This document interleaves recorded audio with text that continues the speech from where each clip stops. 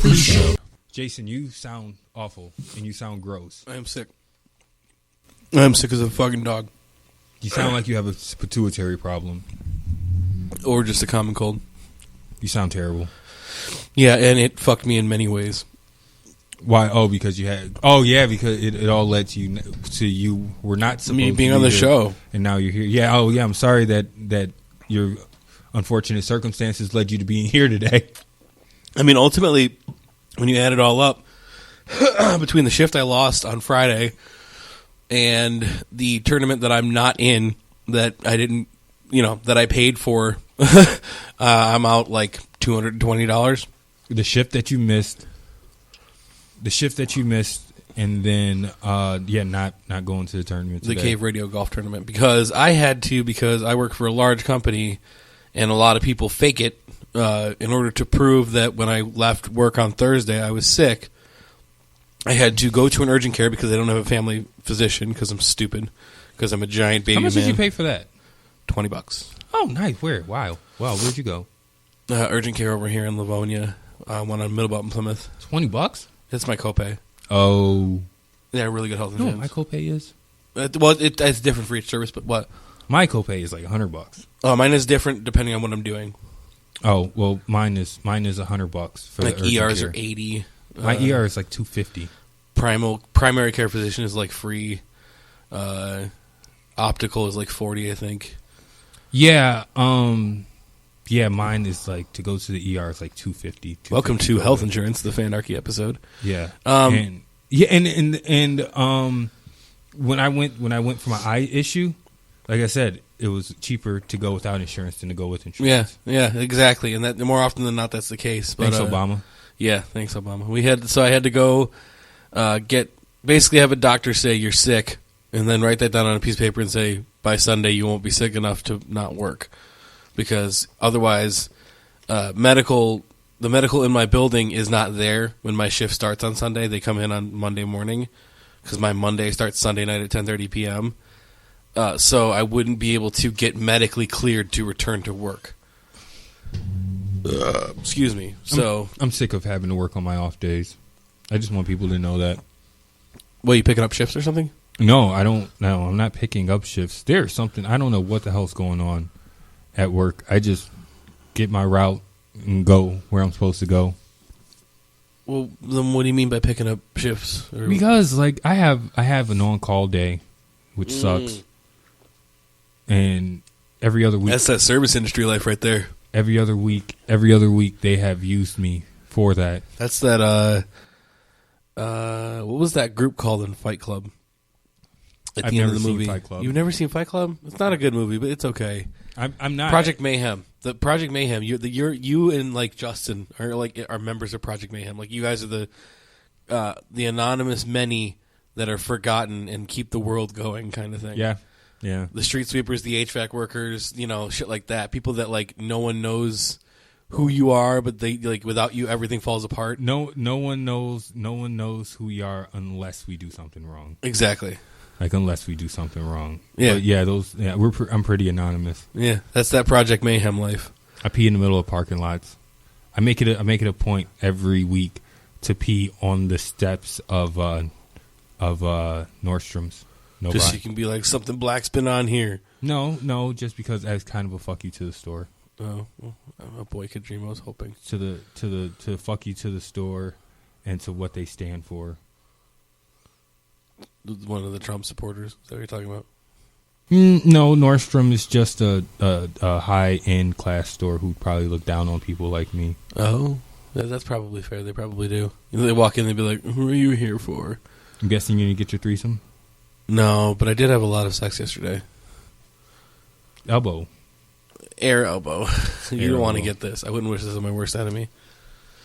Everybody's sick. Yeah, I got it from Lindsay. She was just ambiently sick in the house.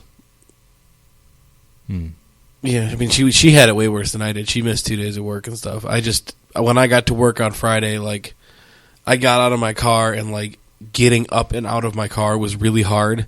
And I walked up to my boss and I'm like, "Look, in 3 years I've been with this company, I've never taken a sick day personally, like when I got there. Like, I've never left sick. I'm like, but I need this right now. Like, I can't work tonight. And he was like, that's fine. Just go to medical and go through it. And then, went to medical. They said, go to your urgent care, whatever. But the ride home was, it's already 35 minutes, but it felt like 4 days to get home. Like, I was just so like, excuse me. And then, got home, took some NyQuil, and usually I sleep straight through, but I had to pee so bad I got up every hour on the hour. You have been eerily quiet on the chat this week. Yeah, I've just been a zombie since like Wednesday. Like, just fucking. And you sound gross. The other thing about this too is like, as far as like sleeping, you sound like a meshy pussy. No, that's a queefing pussy. Okay. Okay. Anyways, you ever fuck a girl and then she get up and start queefing? Yeah, they do the walk away. Yeah, and they're like, "Oh my god!" And you're just like, I did the one where there was this girl that I dated for like a year and a half, and every time we did doggy style, for like 15 minutes afterwards, she'd just be sitting there, like it was like a draining balloon, just like. I mean, they think that that's what's so gross. They were so embarrassed, and she's so embarrassed. Like, why? Like, why? We like that. Yeah, doesn't that kind of a source of pride? Doesn't that give you kind of pride? Yeah. When you beat it up that way? Yep. Oh, hey, we're going to have a guest today. Oh, man, we have a lot of guests. We should talk about the guests. We do? Yes. Angie? Well, Angie's not a guest. You know what? I haven't seen the woman in 3 weeks. As far as I'm concerned, she is. That's true. Well, no, because, okay, she wasn't here last week. Was she here? She was here the week before. I was not. But you were not, okay. Yeah. And then you weren't supposed to be here. Well, no, Angie will be here. Wilson will be here. I like Wilson. Yeah, Wilson's my favorite. Yeah, I know. Every time that Wilson comes on here, because Wilson, the history with me and Wilson was Wilson started the show with me. He was the first person I asked to be on the show, and he was a good partner. And then I expected the show to be one thing, and I just kind of who's that? Guess. Angie? Yeah. Is it Angie? Looking like a fucking church lady. She made it to the pre-show? What did I tell you? She'd be dressed up next time I saw her. She's on the fast track to adulthood. Whoa! Sit in the dope leather chair, please. I kind of think but look, I know that you're trying to do the short dress thing, but I kind of think that was probably for someone that was a lot shorter. Oh, tell me about it. It's been all day. I've been wearing this all day. I've done a lot Well, of shit sit today. down and let's So talk. who else do we got? Okay, so Angie is While she gets obviously here situated, because yeah. Angie is not. We would not consider Angie a guest. Okay. Yeah, but Wilson will be here. Okay. He's got a couple more. I was saying that me and Wilson we started the show together, and I expected the show to be one thing, and I was having one of my many freakouts, and one day I've now witnessed one of these. One day he said, "You are just." He said this on air. This is a lost episode of Fanarchy. He said, "He's like, you're just the general manager. I'm the captain of the motherfucking team." Ooh. And yeah, and that touched me in a very special place. Your taint? Yeah. And so I woke up the next day and I looked. I was like, "Yo, I got to get rid of him." Are you serious? Yeah. And him and Drew, who does Caged in the Cave. Yeah. That's how they. But then they ended up going off and doing their own thing. And again, I am very, very proud of them. You made a mistake. He touched me. That dude's got talent. But then again, see, here's the thing, though. The best show, the best crew that we've ever had, no offense to anyone in this room, was when it was me, Mary, and Ryan right after Suck that. my dick. And Chris. Like, those, I mean, you guys can't go back and listen to those shows, but those shows were really, really, really good. All together now, lick our balls. But then again, Yeah. here's the thing. In the last year, we've had Aim that mic so it's just like barrel center of your Yeah, mouth. actually, Yes, you can. Twist it. Twist the little silver thing Oh my God. to the left. Why am I special? No, that's right. There you go. Because That every way. week we can't hear you on the fucking show. That's Every right. No, goddamn that's right. week. No, downward. You had it the right way the first time. Yes, that Oh way. my fucking God. There you go. It's the real struggle, you guys. I'm sorry. No, don't be sorry. Am It's I okay. fired? No, we appreciate you so much. We want to hear you. We want to hear you. The people who listen want to hear The you. guy that you replaced, we didn't want to hear, and we didn't hear him. We just saw him. Dude, motherfucker, if we wanted to, we couldn't have heard that dude. He never fucking talked. Did he really get fired? No, Oh, I thought he did. He did not. But no. So Wilson being great, and you fired him. Yeah. Well, Wilson. No, I didn't. And every other show but this iteration is great. Go on. And then we had like our best. Literally every group you've worked with is 100% better than us. Go on more about this. No, we want to hear. Keep boosting my self-esteem. It's great. Yeah. What happened? No, it feels great to be. What I was saying third was, class. in the last year, we've had so much turnover that we have not had an actual stable show where we could get to the point where we all can work together seamlessly. Because when you first came, we did 2 shows, and then Kyle came, and then we were incorporating him. We did 4 shows, and then Kyle came. And then we incorporated Kyle, and then we went on like a 3-week hiatus because you were gone for 3 weeks, and I was having a dispute with the station, and so we were out for 3 weeks, and then we came back with Sky for like 2 shows. For like 2 shows, 2 out of 6 shows. Yeah. And then we were rigid out. We were kind of like out there for a minute, and then we got Lindsay. Mm-hmm. And then Lindsay was cool until Lindsay got a boyfriend. And then she just kind of disappeared with anxiety. She got what I like to call the new dick blues. Yes. And then me and Jason were saying this, and this would be terrible if she actually still listens to the show, which I doubt. But me and Jason both said, like, seconds before we turned on the mic last week, we're like, every time we see her, no matter what it is, we're always like, shut the fuck up, bitch. Fuck you. We all, okay, I said that. Jason didn't say that. I was going to say, what did I say? I didn't say this. I remember saying... Jason's the one that brought it up. No, I said, right? The thing I said was, the way I worded it was, like, every time I see her post, like, she posts 2 posts that like, irritate me, where she's like, anxiety and depression is like a sickness and people need to respect it more, which, like, I get and I respect, having suffered from depression in my life, but, like, not to the point where you can't come sit in a room with your friends. Like, it's not like the depression affects, like, it affects, yes, your desire to shower, keep your house clean and stuff like that, but not, like, take solace with people who are also depressed. Like, that's usually the goal. I was done at telephone anxiety. Well, and that, like, I was done there. I think well, the other post that irritated me that got that subject going was that she posts these things all the time where she's like, "Oh, I'm out partying with friends." And I'm Feed like, the animals. I'm like, well, what if you're out partying with friends? How are you depressed? Like, why can't you, like? Well, no, because we would literally get texts in the middle of shows like, "Guys, I want to come, but I'm in my car crying. I can't leave." And we're like, dude, just fucking pedal to the metal. Wipe your tears. Yeah, we're like, come around people that actually love you and want to be around you and can take your mind off that for a little bit. And then every week she'd come and she'd be like, "Oh, well," she's like, "I like being here or whatever. It's just me getting here." And we're just like, okay. But we still love Lindsay, and Lindsay is allowed. Lindsay is allowed. And if she walked in right now, she could sit down and she could joke and bullshit with us. We're not actually mad at her. We're just like, we're mad that she's not here. Yeah. Well, we're more mad that she's not here with no legitimate reason. Well, I mean, like, it's not like Kyle, who we had to move on from because he like got mad because we asked him to speak on a talk show. Well, yeah, because Kyle, this is going super inside the show, but because this is a podcast exclusive. Kyle didn't like talking. Okay, Kyle didn't like talking basketball. He didn't know about basketball. Sports. He didn't know about hockey. Football season was out. He barely talked about football. He didn't like talking race. He didn't like talking politics. He didn't like talking race. He didn't like talking sex either. Hell, that's what I said. He didn't like talking sex. He didn't like talking any of that stuff. What the hell are you going to talk about with us then? Because that's the gist of what we do. You are beautiful today, by the way. I'm saying this is, by the way, after 3 efforts of him saying, "Well, I like to talk video games." We said, "Okay, yeah." We gave him a video. We give you a video game spot to talk, and then he didn't talk. Right. Clearly, he's just not the type of person that talks. No, he's not. Unless he's off a mic. He's off a mic, he'll talk. Right, and that's fine, but not. He did good for a while. He did good. He did okay for a while. And there's still moments that are great.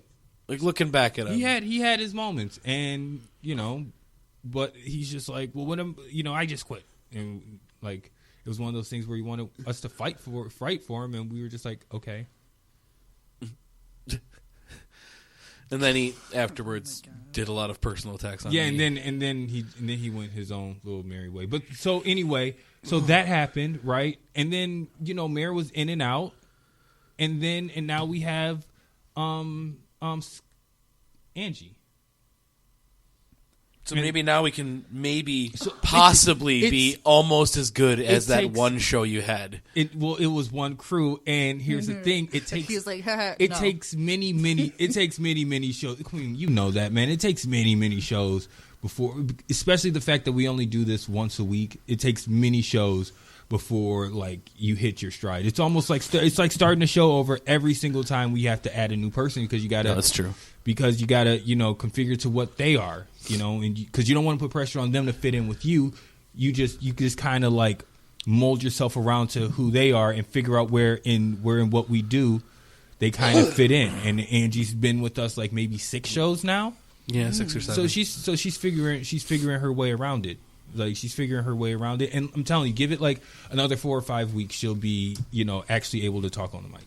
She's getting better. She's getting there. She's getting there. Like we got to get her to actually talk on the mic. Once we get there, then.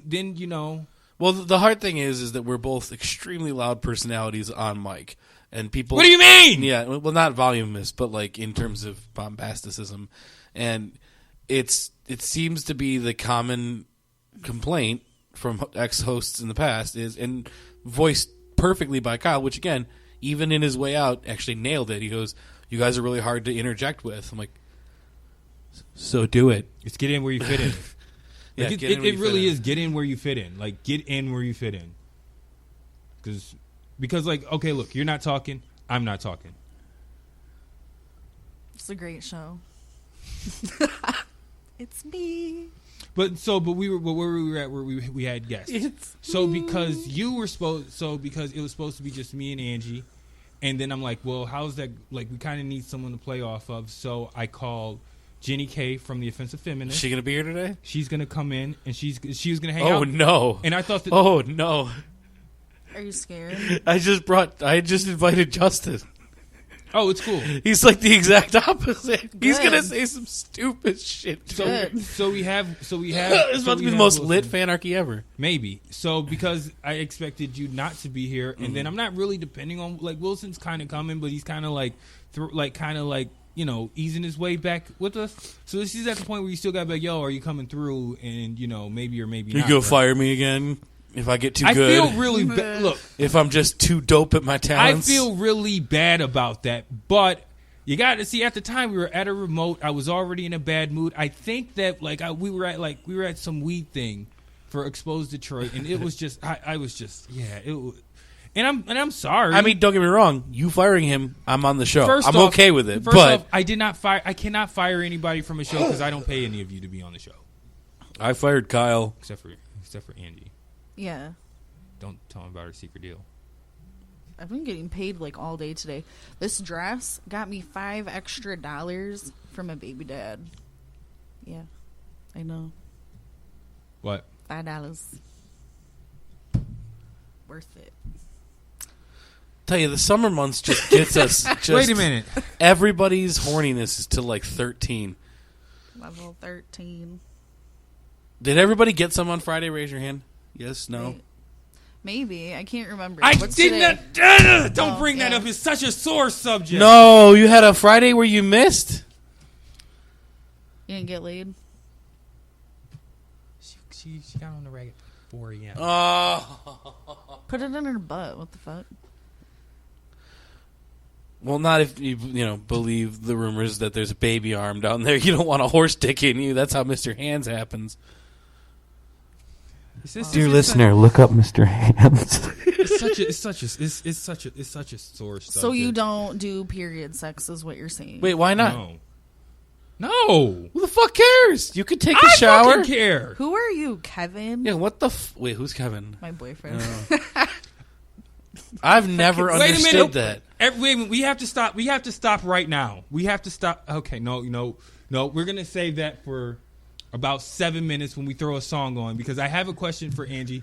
Again, another one that could be different on air than it is off air. So we are gonna, The last 4 times you've tried that, she's been like, "Why the fuck didn't you ask me on air?" So why don't you just try it? Yeah. No, I don't think this is. I really don't think that. Go for it. No, we're not live. Do it. No. We're not live online. No, because I don't want her to be listening to this because she's like, let's. Do you listen to our show? I have only listened. Like, I listened before I was on, and then like now, I've listened to one. Because every time I hear myself talk, I'm like, you're so fucking funny. And then I just stop. She gets me. Like, I do that every week. yeah, so no. Wait a minute. When have you ever heard yourself? Because I've yet to hear you once on the show. Hey, I've suck yet my to fucking one. dick. How about you ask her that question? Did you just? No, I can't. Do I it. can't. Do it. I'm not doing it. Do it. I'm not doing Be it. a man. I'm not. Be a man. So we have. Be a man. Boring. We have. You know what? We're the best hosts of this fucking show. Be a man. Ask her this I'm question. gonna take you outside and beat you. No, because this is a terrible It's question. fanarchy, motherfucker. And then- Every question and then- is terrible. and then if here. I have ask- to agree with that. And then if I ask Thank this you. and I make it awkward, then everyone's gonna already blame. awkward. It's more awkward by you not asking. Did Angie just admit to cheating on her boyfriend right here on the podcast exclusive? Why? I'm not on. Oh, my he's period. implying that the $5 you received. Oh, yeah, right. The only way that That's- the only way that my kid's dad's dick will ever touch me is if I'm in a casket and he slips a finger in. That's the only then fucking way.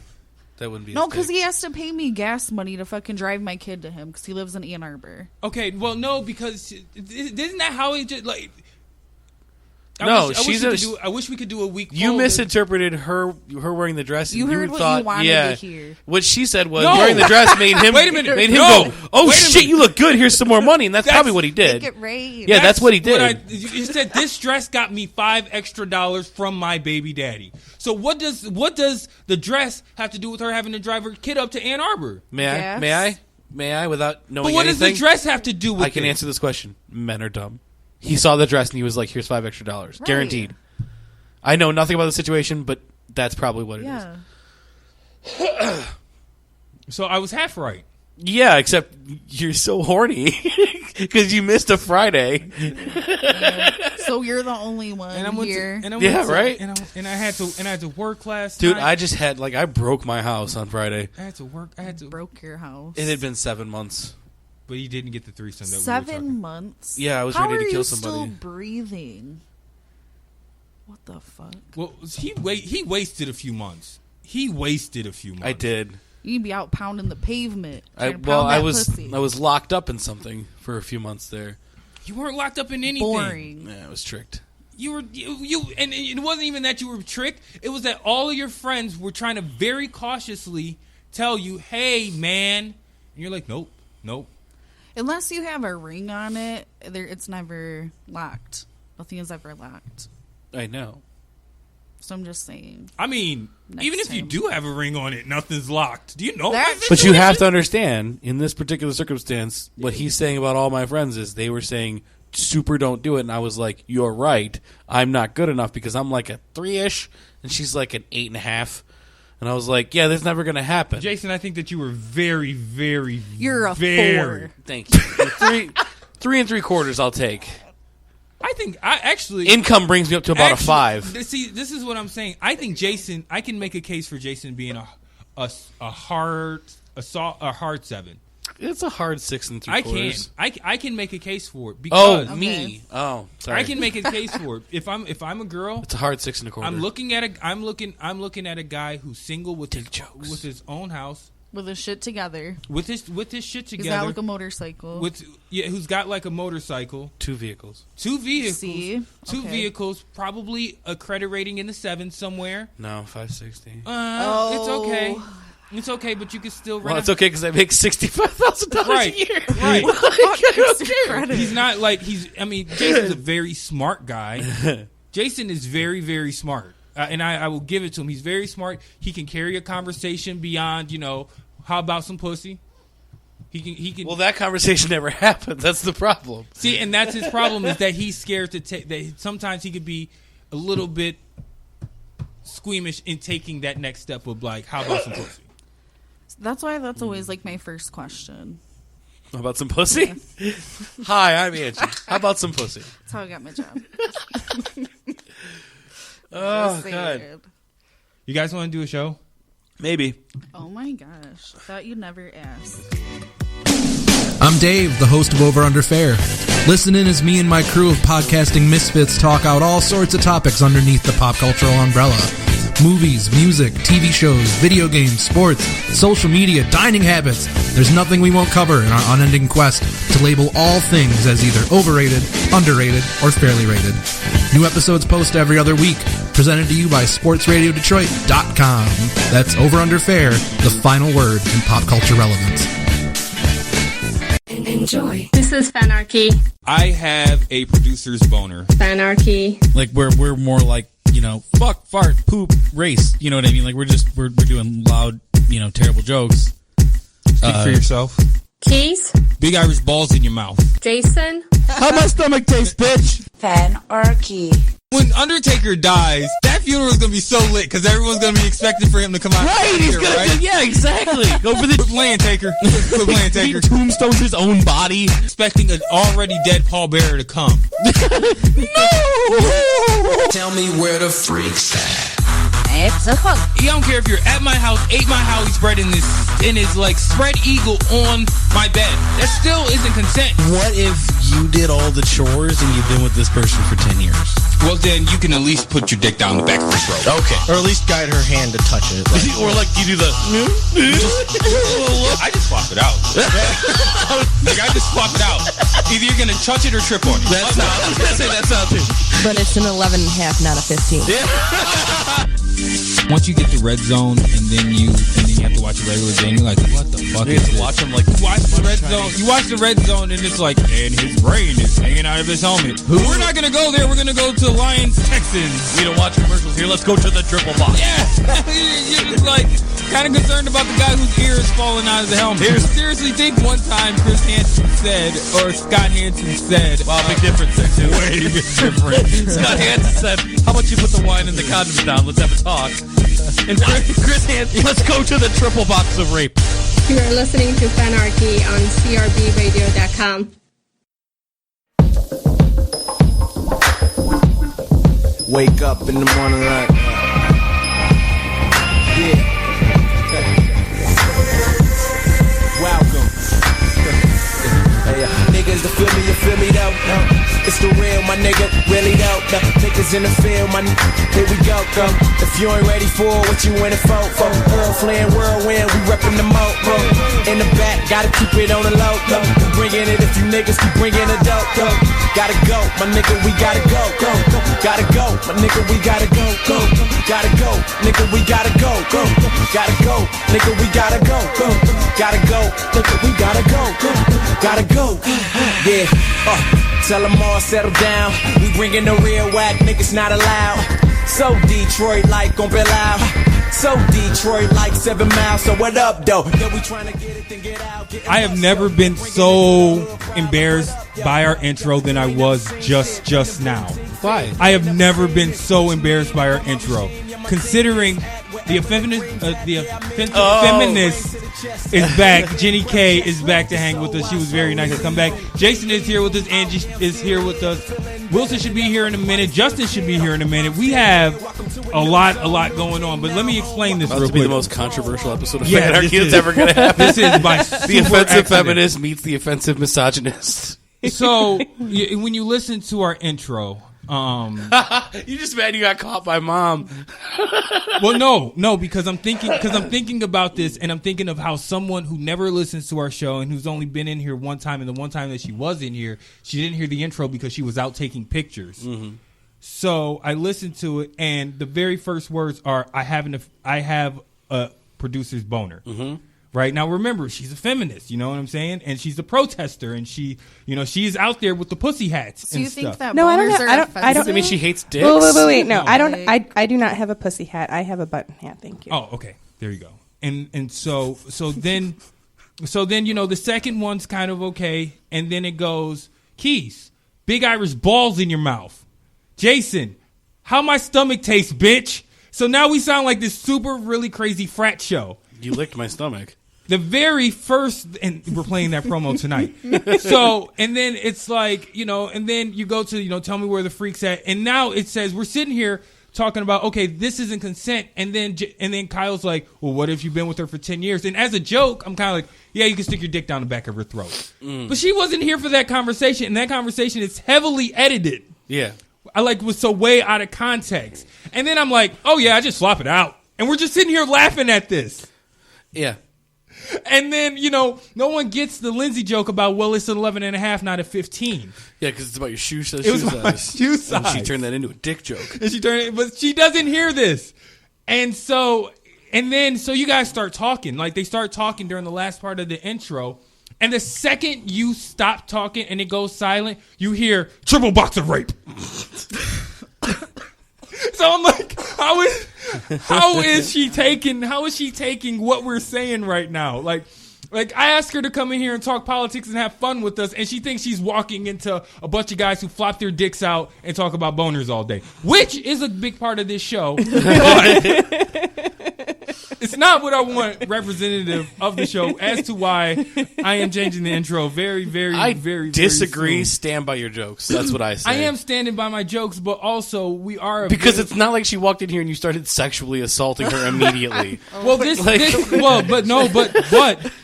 comes. But in no way, it's like you walked in, you were like, "Damn them titties, though." Like you're completely polite. Okay, like, but at the very same time, we just did a podcast exclusive where I accused Angie of wearing short dresses and getting sex from her baby's dad for an extra $5 because she wore a short dress. Only not because she's dressed up nicely because she's going to a bat mitzvah or something like that. Because she doesn't have laundry. Because she doesn't have laundry, and I take that as she's going to have sex with her baby daddy for an extra $5. That's what's happened in the last 5 minutes. I'm just lazy. This is what happens. It's 3 weeks now of not doing laundry. Dear listeners and attendees, this is what happens when he doesn't have his Friday nights. I didn't get my Friday nights either. It turns into the most lit intro I've ever heard. Are you going to try for Saturday? No, I can't. Oh my God. I can't because it's icky. Man up. I can't. I know. Throw a tarp on the bed and do that shit. Shut up. Couple things that see, here's the thing. First off, Jason was not supposed to be here. And not even supposed to be here today. This is his day off.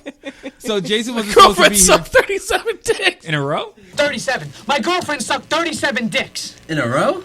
I love that movie. Clerks is a good movie. But Jason was supposed to be at the CRB golf outing today. And so what I prepared was a very not sports show. That's fine. And it was politically. I want to play a game called Spice It Up, where I give the ladies a situation. And now I'm glad that you're here because we can both judge this. And I think Wilson will be here and Justin will be here, where I will give you guys a disastrous situation because I love Sean Spicer so much. That's what I thought it meant. I love Sean Spicer, and we're gonna talk Trump with you. I just love I love the fact that Sean Spicer's job is to be the homeboy who lies for you.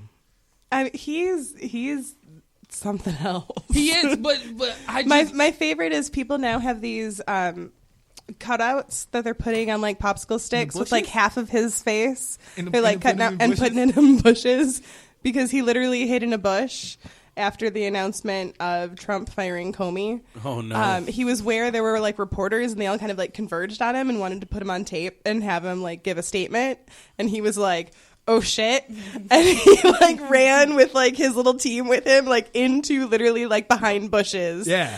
And then came out and said, well, you can't put me on air, and just gave him like a really brief like statement of and ever since then the big titty hidden bushes. And ever since then, I don't know who this big titty bitch is out there, but she's out there and she's trying to rock it.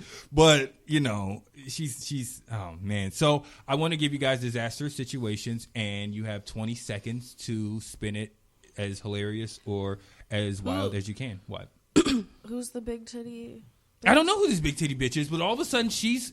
And I'm saying this as I'm apologizing for my intro. Yeah, who is? Where did Do you know who I'm talking about? I have no idea. The chick that's out there now doing all the press briefings.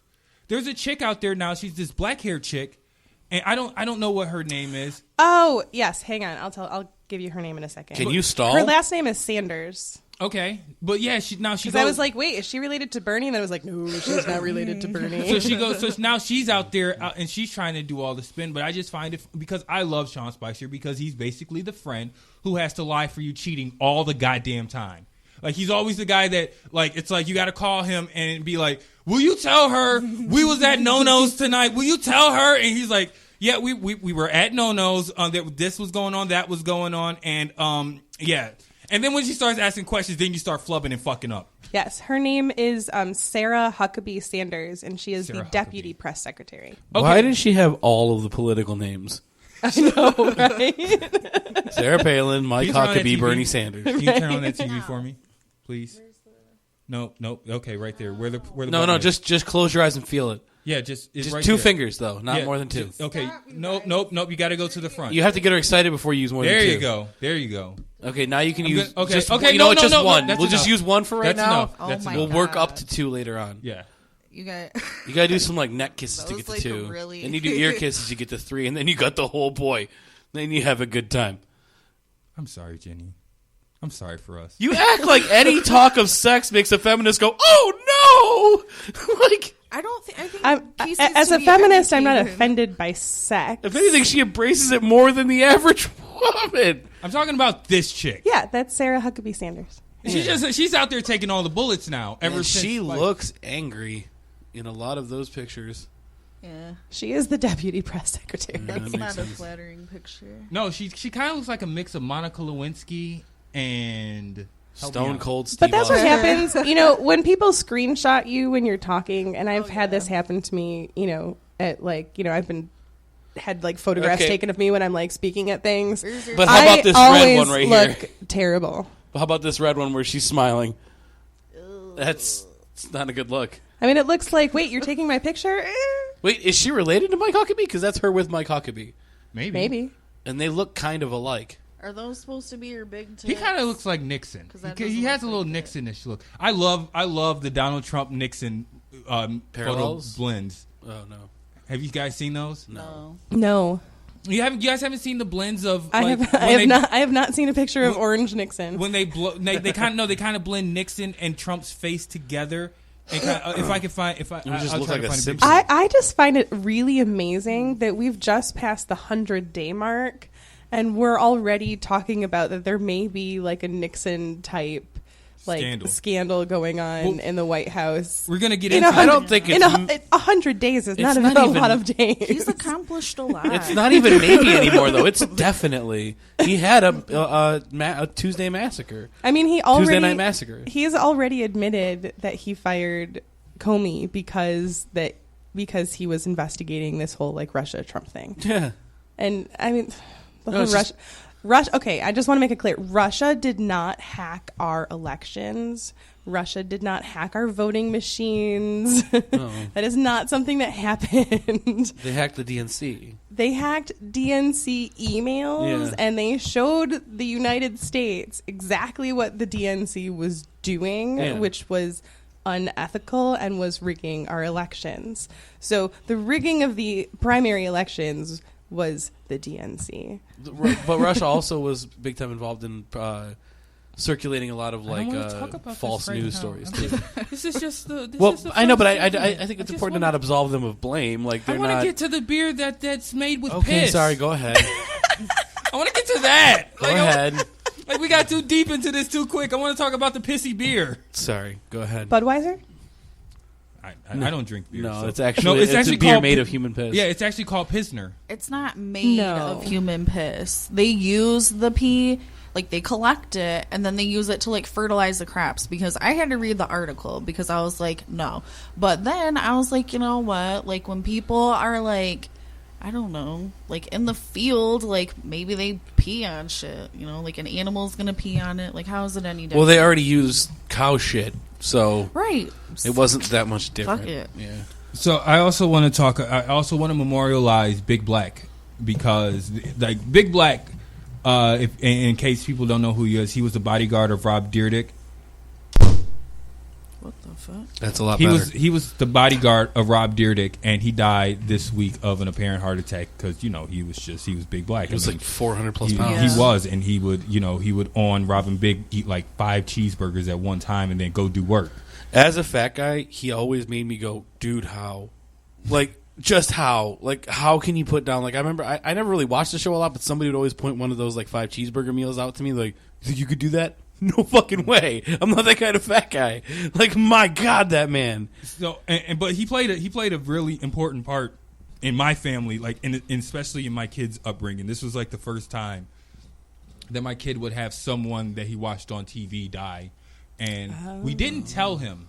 But I kind of thought it would be a good idea to tell him because he's already been exposed to death once, but he was a really little baby. But if you tell and he kind of knows what death is, but if you kind of like expose him to him in that way, if something more closer comes to him, he'll be able to understand more. But we didn't tell him, and I didn't want to be in a position to be like, "Hey, Big Black died." You know, I didn't want to be like that. So who's next? Guess. You guess. Wilson. Wilson. We got to start. Okay, I got that. All right. I got to write that down. Intro music for people as they arrive. Follow me into the jungle. Like some Imagine Dragons song. Kenny said that next time I come to karaoke, he's going to play my opening music as like my entrance music to karaoke. Get some fog and shit. Hell yeah. You'd walk through some, fireworks like Goldberg in your underwear. And then lock a door. Get some work done. People don't understand that joke, man.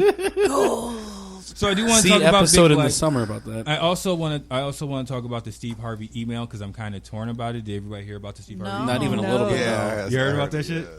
Did you hear about it? I did not. It's basically apparently didn't cross the race line. He basically in very many ways told his staff, "Do not talk to me." Oh, good choice. Eh. Like, and so we'll read. Is it because he's afraid they're going to like give him the wrong information again? I have a different look on Steve Harvey because in the black culture we know Steve Harvey as he had one of the greatest TV sitcoms of all time. I thought the Steve Harvey Show. No. With Bullethead? I thought completely ignored you there. It was okay. It was cool. I thought for our time in the 90s, in a time when we had like Fresh Prince and there was. Yeah, okay. That yeah, was Fresh Prince. My reaction was, was he a producer on Living Single? No. Oh, okay. Martin was Living Single? Yes, Living Single was dope. Living Single, 100%. It's one of the best shows. What about Martin? Martin Lawrence, I think, is a better but he just comedian. overacted when he was playing other characters. He also kind of had the default thing, like Martin Lawrence. That the point? He also kind of sometimes it was just a little too much. He also would do like racial stereotypes when he would get cornered. Like when he was comedically cornered, he would just like, put blackface over black skin kind of thing. That's what Martin Lawrence was known for. That's why he doesn't have lasting power like a Steve Harvey or a Chris Rock. Interesting. Yeah, no, dude, watch him when he gets like, when he writes himself into a corner, when he gets backed out of a corner, he's just like, yeah! Like, I'm like, whoa, dude. Like, I mean, I was like a kid, but I loved watching Oh, Martin. dude, if you never watch it as an adult, like, if you never watch it as an adult, you never realize how far, like, he would... Like, no, I have not. He would play Pappy, straight up playing Pappy is the phrase. Fresh Prince to me, I think Fresh Prince never did that. You could put on any episode. Well, not maybe any episode, but you could put on later season episodes. Put it on TV, tell a kid it's a new show, and it'd still be just as relevant today as it was back then. I love the Fresh Prince. I watched a clip today of Uncle Phil schooling somebody on pool. Yeah. And I was like, oh, that was such a good moment. Also, what I miss, because they have this Cubo channel, and it plays a lot of black sitcoms, when you don't have cable and shit. And A Different World. Groundbreaking. Yes, A Different World. Because it came after The Cosby Show, which was another groundbreaking for black people. Mm-hmm. I was going to say, that's the sitcom. It made me miss... That was the start. Yeah. That was the start of it. It made me Still the gold standard, though. It made me miss it because I look at what the TV shows are today, and it's like Love and Hip Hop compared to A Different World, where like everybody was wearing college shirts, everybody was about money. Money is different. You have to pay these actors to where you don't have to pay this reality. This person ain't a reality star till you make them. You know what I'm saying? After one season, even now. Them people don't get paid that much unless you are hugely popular versus Seinfeld getting $1 million a show versus, the entire cast of Friends. Right. And Nene Leakes getting, because she's the highest paid, $2 million to do Housewives of Atlanta. Right. Well, for the season. Have to pay like writers or anything exactly. else So that's why the reality culture is booming. That's when it took that turn during the 2008 writer strike. Yep. That's because it was kind of like that was a time where that strike destroyed so many good shows. Yeah, it did. R.I.P. Heroes. Yes. That is the number one thing that I remember. It killed Heroes. 2 different shows before and after the strike. It's crazy. Okay. Just watch one episode before and one episode after. You'll understand. It's amazing. Okay. But yeah, I miss those shows because like all the black shows where they were positive and they were all about like families, growing up with the family and watching kids go to college and all other stuff. Even with the Fresh Prince, as silly as it was, it had its moments of social relevance. Like when the kids got, and this was like in 1992 when the kids got put in jail because they were driving a really nice car and they just assumed that they stole it. Yeah, I remember and that. And it shows Carlton saying, "Oh, look, the cops are our friend," and Will's like, "Yo, it's not like that." Yeah. Or the episode with Will and his because dad. that changed Carlton, and like as a character, he really grew from that episode, and I really liked him much more after that episode. I was a Aunt Viv #2 fan. No. I know. No, listen, Aunt Viv #1 was a better character. I used to hunt my bed at night to Aunt Viv #2. Like as a character, Aunt Viv #1 was a better character. But so, do you think that Blackish compares to Fresh Prince now? I have never seen an episode of Blackish. Yes, Blackish, is relevant. More of the Cosby Show. The writer helps though. Larry Wilmore does good work. A modern, our time Cosby Show. That's what Blackish is. Larry Wilmore does great work. Black people, handling issues that's still real to us today. So yeah, Blackish takes over the Cosby Show for me. It does get a little bit preachy at points, though. I mean, like they had that moment where, especially with our shows, we have to make sure we push that point and let people know what that point was. But like they had the Anthony Anderson 48-second monologue where he was like, "You don't understand the Trump thing." No, but that thing was there was a whole table I can't believe this is a tragedy, and he was like laughing at them, and he explains it, but it's like, you got to understand your target audience. The average white person watching ABC, they're not going to get it. They're really not going to get what you just said. They're not going to get the importance. They're just going to be like, why is he monologuing? Well, I mean, period. That's the whole cultural difference. Because, I like Seinfeld, but hell, it took me forever to know they was Jewish until I was told.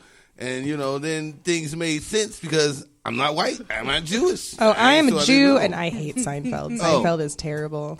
I didn't like it because I will speak for all Jews. No, I know I don't, because I know people really like Seinfeld. I felt he played the world. He said he had a show about nothing, and I thought that was a lie. Every episode, it was about something. Even if you look at this, the TV guide, he had episode this. So to tell me it was a show about nothing, you ain't fooling me. There was no. So I never watched it. It was a show about nothing. There was no serial narrative all throughout the entire show. The show was about, like every other show, the show was about Jerry Seinfeld and his 3 friends and the adventures they got into. But no serial narrative, no time frames given to anything. They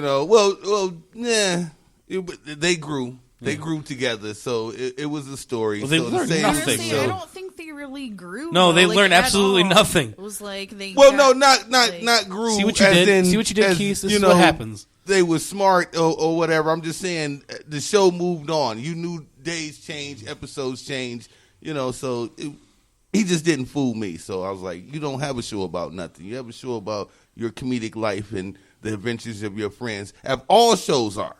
Period. No matter what it is. Well, maybe it's really just more that everything on the show was just like a trivial thing. Just like it was never there's never like a very special episode. It was like the big hand lady, and it's like that man was hands. Like the whole right. Man, that okay, that was the show because that's a freaky situation. Some man hands on a chick, So the soup Nazi, now that was funny. Right. His shit. But the show at its best moments was taking like one joke and making a whole episode out of it. Like, what if you had to sit next to a naked man on a subway? And that's the show. And that's what it was about. Yeah. So that episode was about that. So to tell me you had a show about nothing, I just thought, it was a nice gimmick that people fell for. It's a marketing gimmick. Yeah. Right. Yeah. I've never disagreed with somebody more, but we have no more time to explore. Go ahead. We could be 7 hours conversationally right here. Over under fair, man. Have them on. I already did a Seinfeld episode. Oh, okay. where I spent an hour talking about how underrated that show is. We also have two good Michigan stories, and this is kind of why something good happened in this state. Bullshit. Well, no, these are just really good stories. Oh, okay. One is about the Michigan cop who found out he was black. Yeah. And now he is now suing his department for racial discrimination. I know. Isn't that convenient? They did things to him like... no, they did after. Okay, I'm sorry. So, like... Yeah, he did like an Ancestry.com and found out he had, 18%, and then he went back as a joke and told them, and then they basically ostracized him. Every time they went by him, they'd say, hey, Black Lives Matter, don't shoot. When they had They gave him a black Santa Claus and a stocking. They gave him a black Santa Claus and they put 18% on there. Oh. So we have that story, and then we also have the story, and this one's kind of this story actually caused a friendship of mine this week. This story about it caused you to have a friendship, or caused one to end? No, it caused one of my friendships to end this week. Really? Yes. This next story about the coming up at 7:00 about the Warren cop who is suing the department because of basically the way that they treated her. And I know someone who works in the Warren Police Department. And when you talk about all her complaints, and then my friend says, oh, that girl was just a crybaby pussy. And you're like, but they were calling her N-word, and they were, okay. Oh, I did not hear that. That's interesting. So we're gonna get into that. So we come back with Jenny K and talk to Trump next. You know what? I gotta say this: Trump supporters are just assholes. I have come to the conclusion that people who support Trump are just people who are just very, very satisfied with their white elitism. Saw this guy in traffic. He made a left turn on like basically what was a red light. Went out there, cut off another person making a right hand turn. It completely cut the person off. And what's on the back of his truck? Trump sticker. No, it wasn't just a Trump sticker. It was a big, in red letters, a big T, a big R, a big U. Sound it out, Keith. Sound it out here, bud. No, P, not T. It's not Trump. On KRadioBroadcasting.com. No one on the corner has swagger like us. Swagger like us. Swagger like us. No one on the corner has swagger like us. Swagger like us. Swagger like us. No one on the corner has swagger like us. Swagger like us. Swagger like us. No one on the corner has swagger like us. Swagger like us. Swagger like us. No one on the corner has swagger like us. This is a message to everybody who board ops at this station. Stop jacking off on the fucking screen, on the fucking keyboard. Because these buttons are sticky. Wipe your hands off afterwards. Dan needs to investigate who's been jacking off in the cave studio. For real, because all these like the space bar is stuck, the B is stuck, and look, spaces play pause on Pornhub. You of all people would fucking know that. It's play pause on YouTube too. I'm gonna say that's old school though. Like, why would you come here and use a computer to jack off when you can just use your phone like everybody else? Because maybe someone's here doing editing by themselves in the middle of the day or the middle of the night, and whatever. If you hear that new voice, Justin is now hanging out with us. Which now we have the, as Jason would say, the offensive feminist and the offensive misogynist sitting right next to each other, so that could get interesting. Angie's right here. Wilson's here. Jason's here. I brought. It's really interesting that you go right to like that it's cum and not beer spilled. No, it's cum. Right? I love his first thought is like someone's been jacking off in this studio, not like somebody spilled beer. Who the fuck sits in front of a computer screen and drinks beer? Oh, I know plenty of people. Shoot. You're a fucking loser if you do that. Well, go out, have a fucking beer at the bar or with your friends or something. Leave the jacking off to studio work. Also, because we have a beer right here. Also, because like maybe they were doing both. My keyboard at home is maybe they had a real sad night. Somebody got broken up with. So I brought Jenny in here to talk about Trump because she does the Offensive Fanarchist, or the Offensive Feminarchist. Words are hard. Today she's the Offensive Anarchist. The Offensive Feminist every Wednesday. Every Wednesday from 4 to 5. From 4 to 5, so make sure you check her out. She's actually out there in these streets protesting for us people. So, like one of the things I wanted to ask her, because Trump is always getting this. He's gotten in a few scandals just this week, and we just seem to just let him go.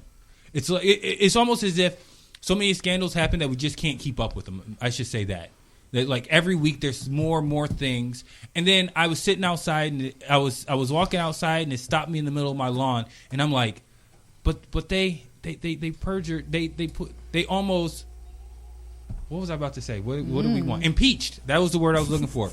They almost impeached Clinton for a blowjob. And all this stuff. Clinton was almost impeached because he lied on the stand about the blowjob. Right. Right? And so he was being impeached for perjury. Right. Which is why I was saying perjury. Right? Mm-hmm. Yep, because he perjured himself because he said that he didn't have sexual relations with that woman. Right? That was his quote. I want to say one thing to the American people. I want you to listen to me. I'm going to say this again. I did not have sexual relations with that woman, Miss Lewinsky. And then, of course, well, a blowjob isn't sexual relations, I right? mean, according to Bill Clinton.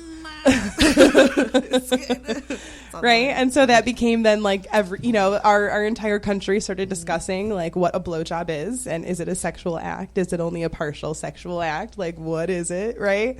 And it dominated the news, for a really long time, and everybody forgot about all the other terrible things that Clinton was doing. It was like the big thing after OJ. Yeah. It was like the thing that took the place of OJ. Yes. Okay, if blowjobs aren't a sexual act, how come I'm not allowed to go get blowjobs just from anybody?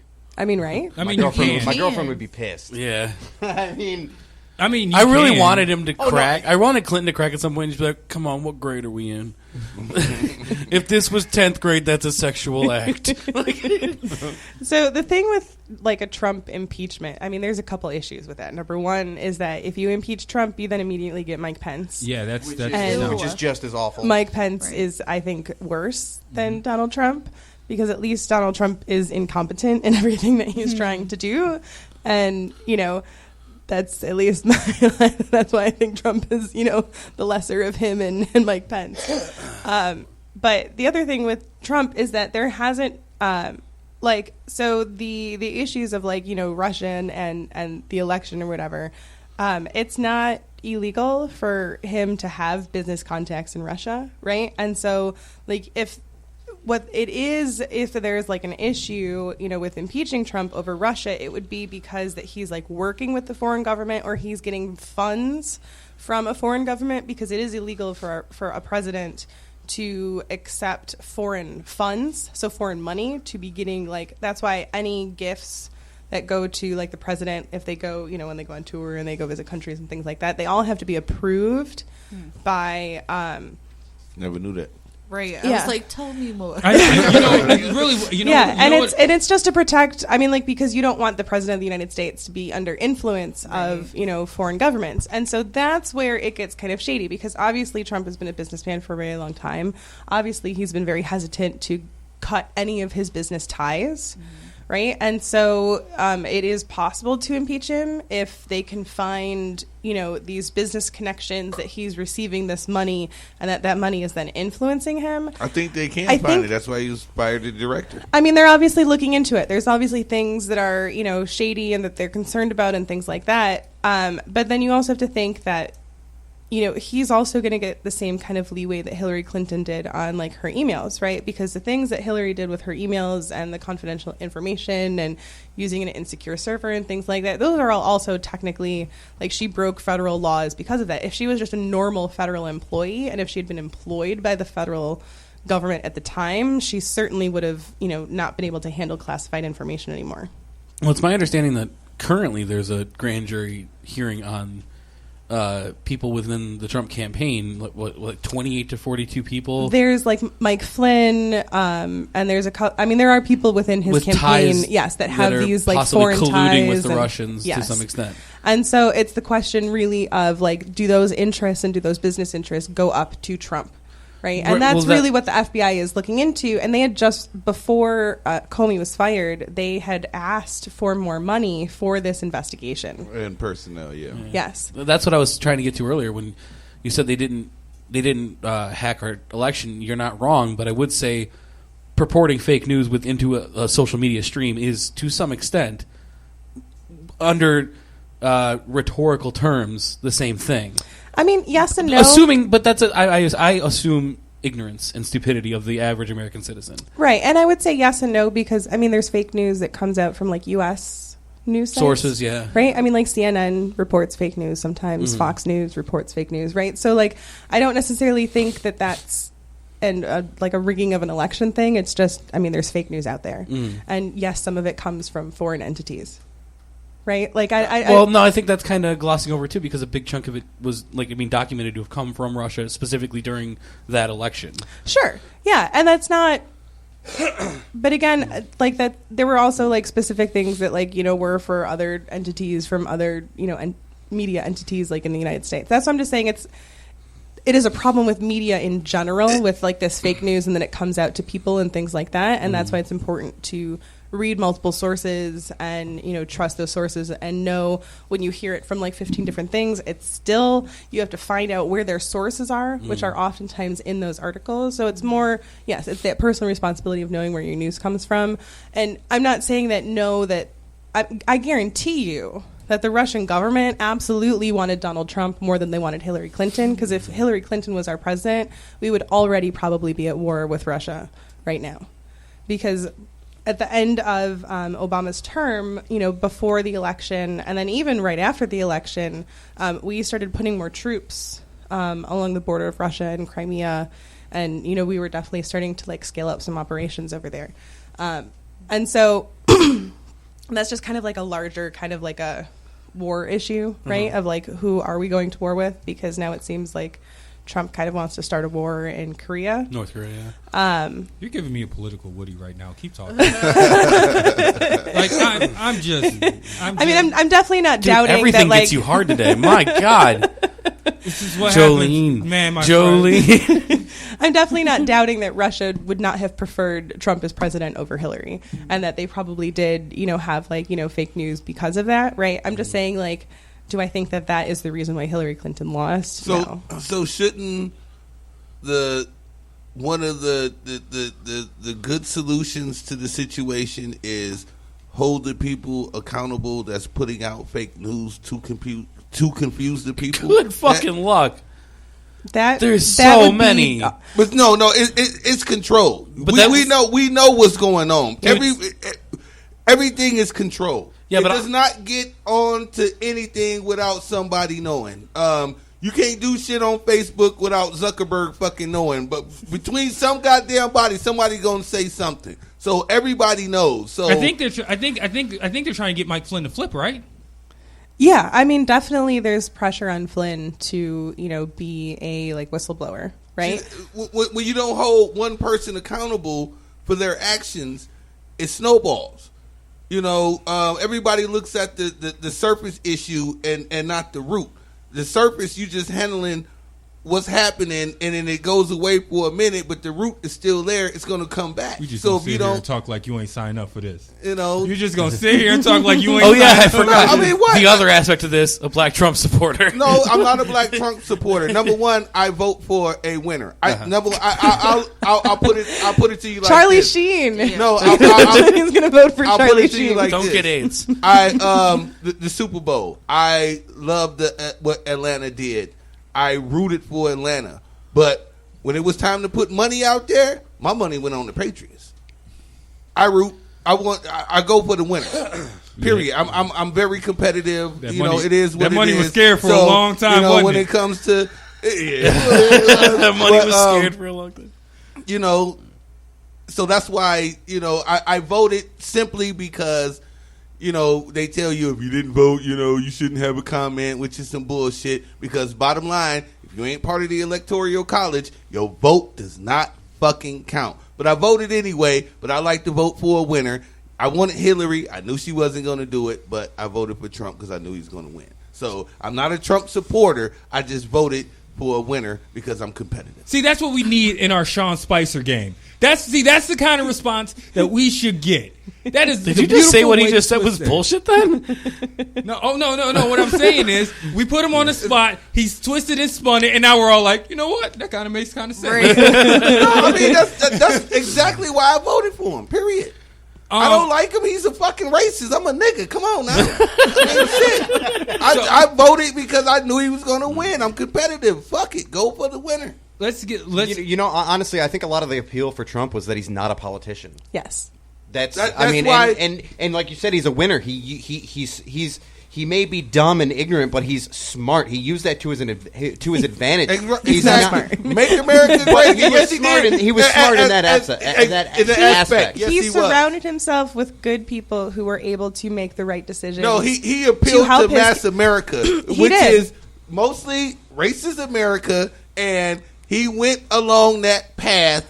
Make America great again. Build the wall. Having fights and shit all in his getting black people out and non-Trump supporters and, I'll pay for your mother. You go to jail, I'll pay for you to get out. You hit that nigga, I got you, and all this and this and that. He appealed to racist white America. And he did, although from a marketing perspective. Very smart marketing person. They did, there's been studies now on, like the presidential campaign commercials. And he actually had more positive commercials with specific issues that he brought up in his commercials than Hillary did. And that is and that's what I mean. Like, he surrounded himself with people who knew how to do these kinds of marketing. Exactly. Right? And that all of Hillary's commercials were attack ads. It was like 90-something% of her commercials. All of her ads were just attacking Donald Trump and calling him, stupid and a racist and all these terrible things. I completely agree because at the studio we actually did a commercial for Hillary during the campaign, and that's basically played in Toledo, and that's basically exactly what the fuck it was. Mm-hmm. So, Keys? No, but what I'm getting at here is that the vast majority of Americans wanted a change from the political system, yes. And right. he played to that to his advantage because he's not a politician by nature. Yes. Oh, absolutely. And I mean, if you actually looked in like the WikiLeaks, the Clinton campaign actually pushed with their contacts in the media to have them push Donald Trump because they thought that he was the most beatable person out of everyone, and so that was also a calculated misstep on the Hillary Clinton's campaign, also ethical violations and other issues with that. But they forgot how stupid this country is. Well, I don't think that this is the thing. I don't think that the average American is that dumb. You must really meet a lot different people than I do. Right. Because I've met people in fucking Redford, Michigan, who think the number one problem with this country is Mexican immigration.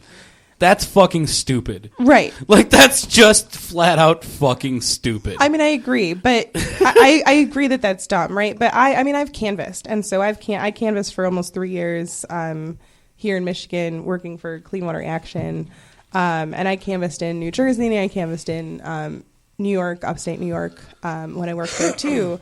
And just going door to door and talking to people, right? Mm-hmm. And I've worked on tons of campaigns across the board, right? The average American knows what each office is supposed to do and what they want in a president and what they want in a mayor and what they want in, all of these different seats, right? So I don't think the average American is... I think that the average American does get duped by the media that tells them certain things, right? Like your Redford friend that thinks that Mexican immigrants is the biggest problem in this country probably watches Fox News. And Fox he doesn't News, watch any news. Well then, yeah, no news. Well then, right, and so then he gets his information incorrectly from other places, yes. right? And so there is a misinformation issue in this country, right? Part of the issue is that there's only like 5 companies that own all of the media, including your local newspaper. Shut your mouth in advance. So don't let them talk. The goddamn Jews. They put out what they want people to hear. Advertisement is the biggest form of information in the world. That's why you paying millions of dollars at the Super Bowl. And I bring this point up.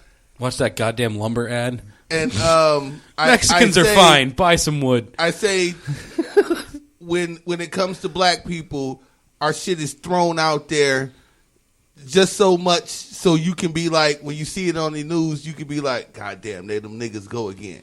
There was a show called How to Catch a Predator, based in suburban Connecticut, which means white. Let's go to the triple box of rape. You know, and it showed 90% of the people on that show was white males coming to fuck little children. Yeah, they made everybody. They took that show off the air because of one reason. It put you guys in a negative light. Nigga, why you pointing over here? No, I'm into that because it's just me and Justin. And I say that because specifically it's me. It's the bald fat white I say guy. that because if that show ran like it was going to run, because every fucking parent supported that fucking show. Point blank, period. That show was taken off because when you see me in a white neighborhood, you clutch your purse. If that show would have ran for the 8-9 years, or it should be 10 today, which it could have ran, you wouldn't have seen those little Facebook commercials of the little white kids waving at the garbage man.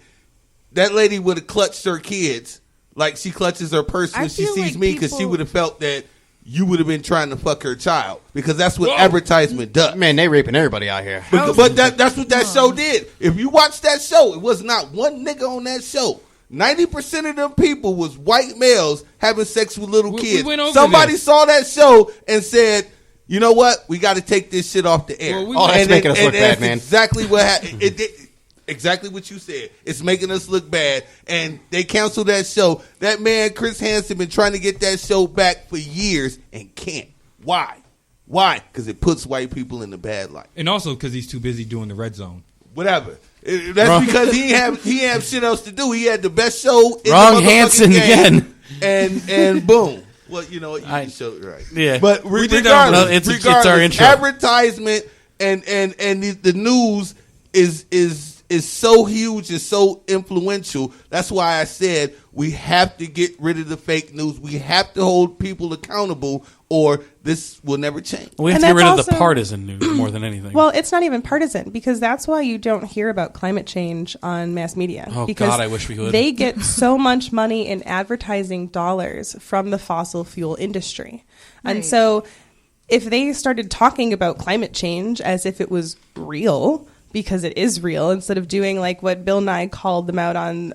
He was on CNN the other day, and they had Bill Nye on and a climate denier, instead of being like, and Bill Nye's like, you should have 99 scientists on and then one climate denier, right? To actually show like what that is. But they can't, because their CEOs know that they need the advertising dollars from these fossil fuel companies. And if they start talking about climate change in the real manner that they should, to inform the American public in a real way, they would lose that advertising money. Don't say it all boils down to money. Yeah. There was two Trump things that happened this week that was really funny. One, you had the mom at Trader Joe's. Did anyone see this chick? Yes, I did. And yes. she basically she let a Muslim lady get in front of her. Then the Muslim lady let her get in front of her. Let her get in front of her, and all of a sudden she just started going off on her about. There was another Muslim woman like in the shop that was wearing a hijab or a niqab. A niqab.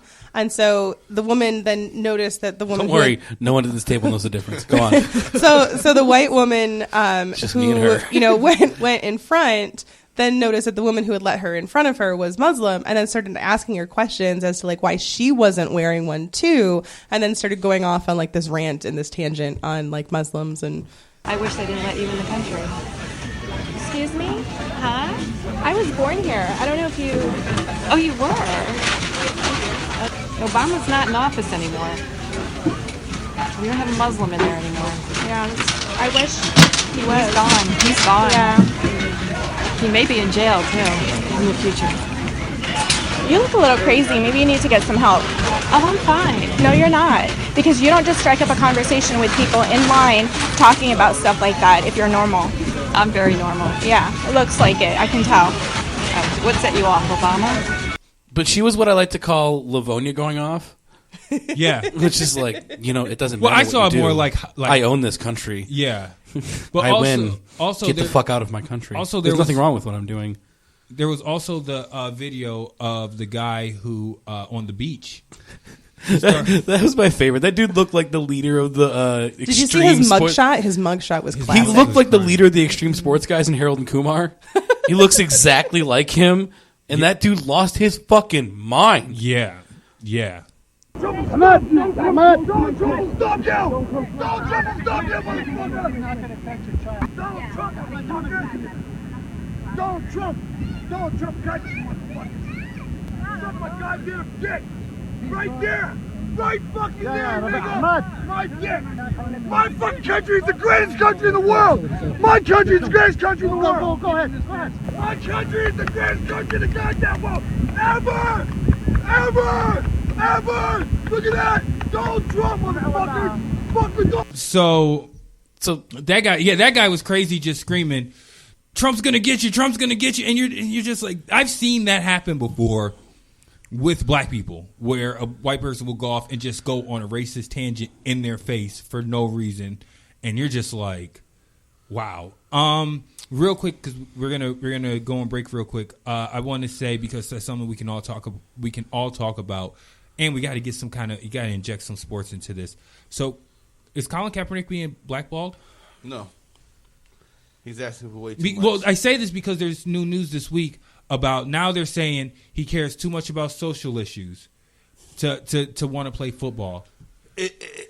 All that. Oh, give me a break. All the biggest fucking in sports black supporter, and who was still adored by millions, was Muhammad Ali. But Muhammad Ali took on social issues, but changed also his they name. hated him. But they did. White people hated him. They did, but you know why they still kind of loved him at the same time? Why he was still popular? Because he was a winner. Well, see, also point blank, period. Kaepernick now is not a winner. If Kaepernick joined the team and went to 2 fucking Super Bowls in a row, we wouldn't be saying shit. No, he's burnt. He's tried with some people. Jim Brown. He once wants said, too much. Jim Brown. No, well, see, he can be a quality backup. Everybody here who's in the sports know he can be a quality backup. You talk about fake news. Much. You talk about fake news. Dave Zirin spent last Saturday with him in Chicago. He was in Chicago handing at out his camp. His camp in Chicago. Yes, and he said, and his camp says, nobody's called us. Nobody has even asked for a meeting. Right. Blaine Gabbert has a job. I was gonna say, you can't name 64 better quarterbacks. He can't even get a meeting. And so and then there's nobody's desperate. Wait till the season starts. No, and motherfuckers. They are. They're signing Blaine Gabbert. They're signing Mike Glennon to a starting fucking job. He hasn't played in years. Mark Sanchez has a job, man. You trying to tell me it's because he's a loser when you have Mark Sanchez with a job? I never said that. I said, number one, he wants too much. No, but see, here's the thing. He wants to be a starter, and he wants too much. How can they say he wants too much when no one has even given him the call to find out what he wants? He already put out. He already put out what he wanted. He hasn't said anything. Those are all stories coming out from GMs who don't want him to be in the league. So they're saying, we did call him. He wants $10 million a year. The secret society. They're doing, like, it's not necessarily. Same thing. It's not collusion. With the Clippers, cat. Number one, we all know, and we know there's a lot of these owners are motherfucking racist. When he got caught up, he was going to fight. The motherfucking owners got together and said, look here. You fucked up. You got to go. We can fuck up your life. See, Bill Clinton, Trump, and everybody, they don't give a fuck about us. You know why? Because it's the money aspect. You know who word he respects more? Another motherfucking billionaire, because that motherfucker can do some damage to him. That's why when LeBron lost his championship, when he first went and he lost, what did he say? Oh, y'all got to go to work. I'm going home to my mansion. Because little people under him who was not financially stable was talking shit. So what's that go-to move? I got money and you motherfucking don't. Do you think LeBron James has a tattoo on his back that just says, don't fuck this up for me, and when they're losing he goes in the locker room, takes his shirt off and just points to it? Yes. Cage in the Cave every Saturday from 4 to 6. We come back. Sunday. Every Sunday from 4 to 6. Yeah, because that's right now, isn't it?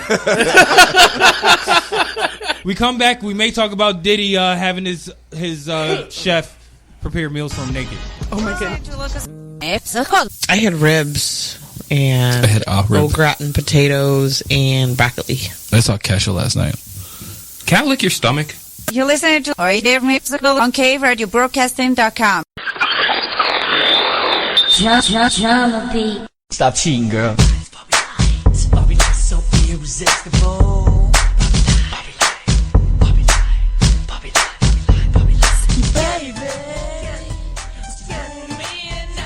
Jenny K is here. Wilson's here. Justin's here. Angie's here. Everybody's here. We're having a very, very spirited show. But real quick, before we move on to things, I did want to talk about that. You hear the song Bobby Light, made by the Robin Big guys. Big Black, Christopher Big Black Boykin died this week at the age of 45, I think it was. He died at the age of 45, obviously, of a heart attack because he was a big guy. Big Black, and this is just my own personal tribute to Big Black. Big Black meant a lot to our family because we watched Robin Big when, in the early stages of our child growing up and being born, and my kid really, really liked Big Black. And so to hear that Big Black died of a heart attack is a really hard thing because, it's somebody that you watched on TV. He was a good dude. He seemed like a good dude. Robin Big was a big show for a very long time on MTV. He had the only moment I ever genuinely laughed at that show on. What's that? When Rob put the bouncy ball under his shirt and ran at him and launched across the room off of his chest. Well, one of the funniest things that they did one time was because Rob and Big, they normally deliberately did things because Rob got so much fucking money and whatever. He's Rob but one time, Rob jumped off of a balcony onto a couch. Did barely whatever, just kind of fell into the couch. Big did the very same thing, broke the couch. The whole thing collapsed.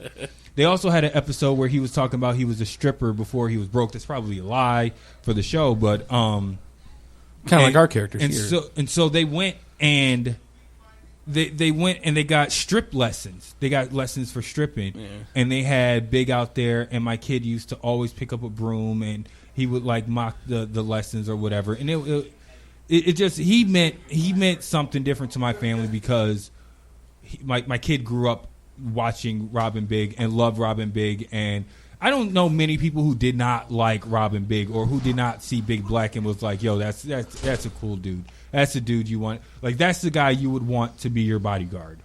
Probably, yeah. Until he inevitably died of a heart attack. I have to interrupt and say fuck you, Keys.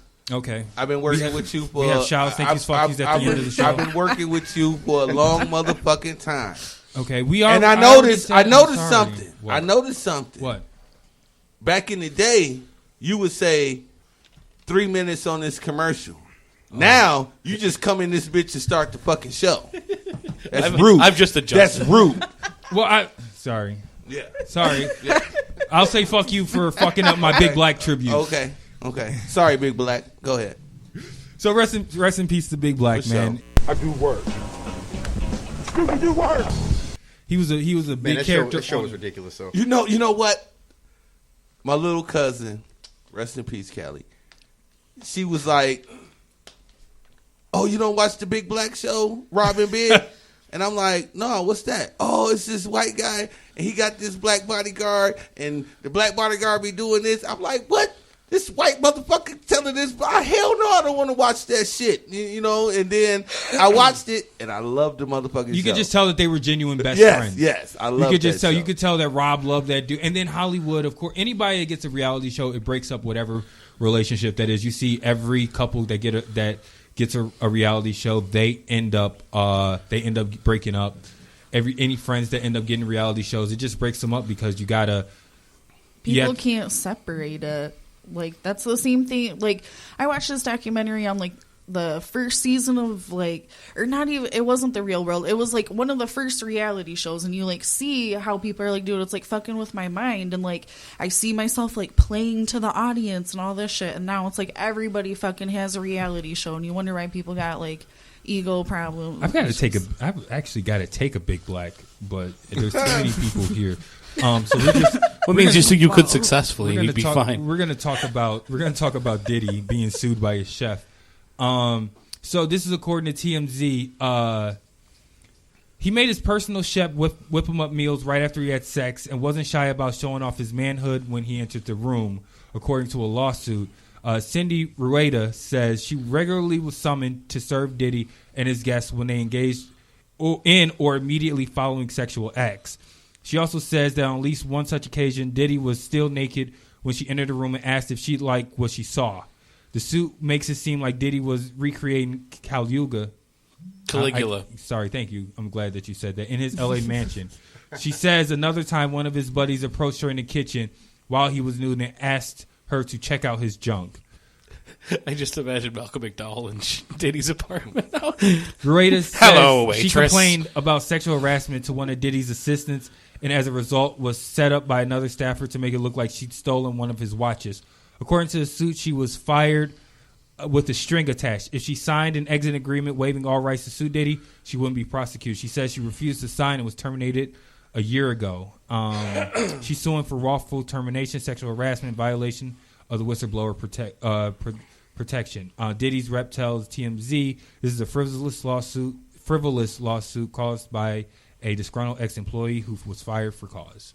Like the whistleblower part is the kicker for me. I think she was fired because she wouldn't be a whistleblower.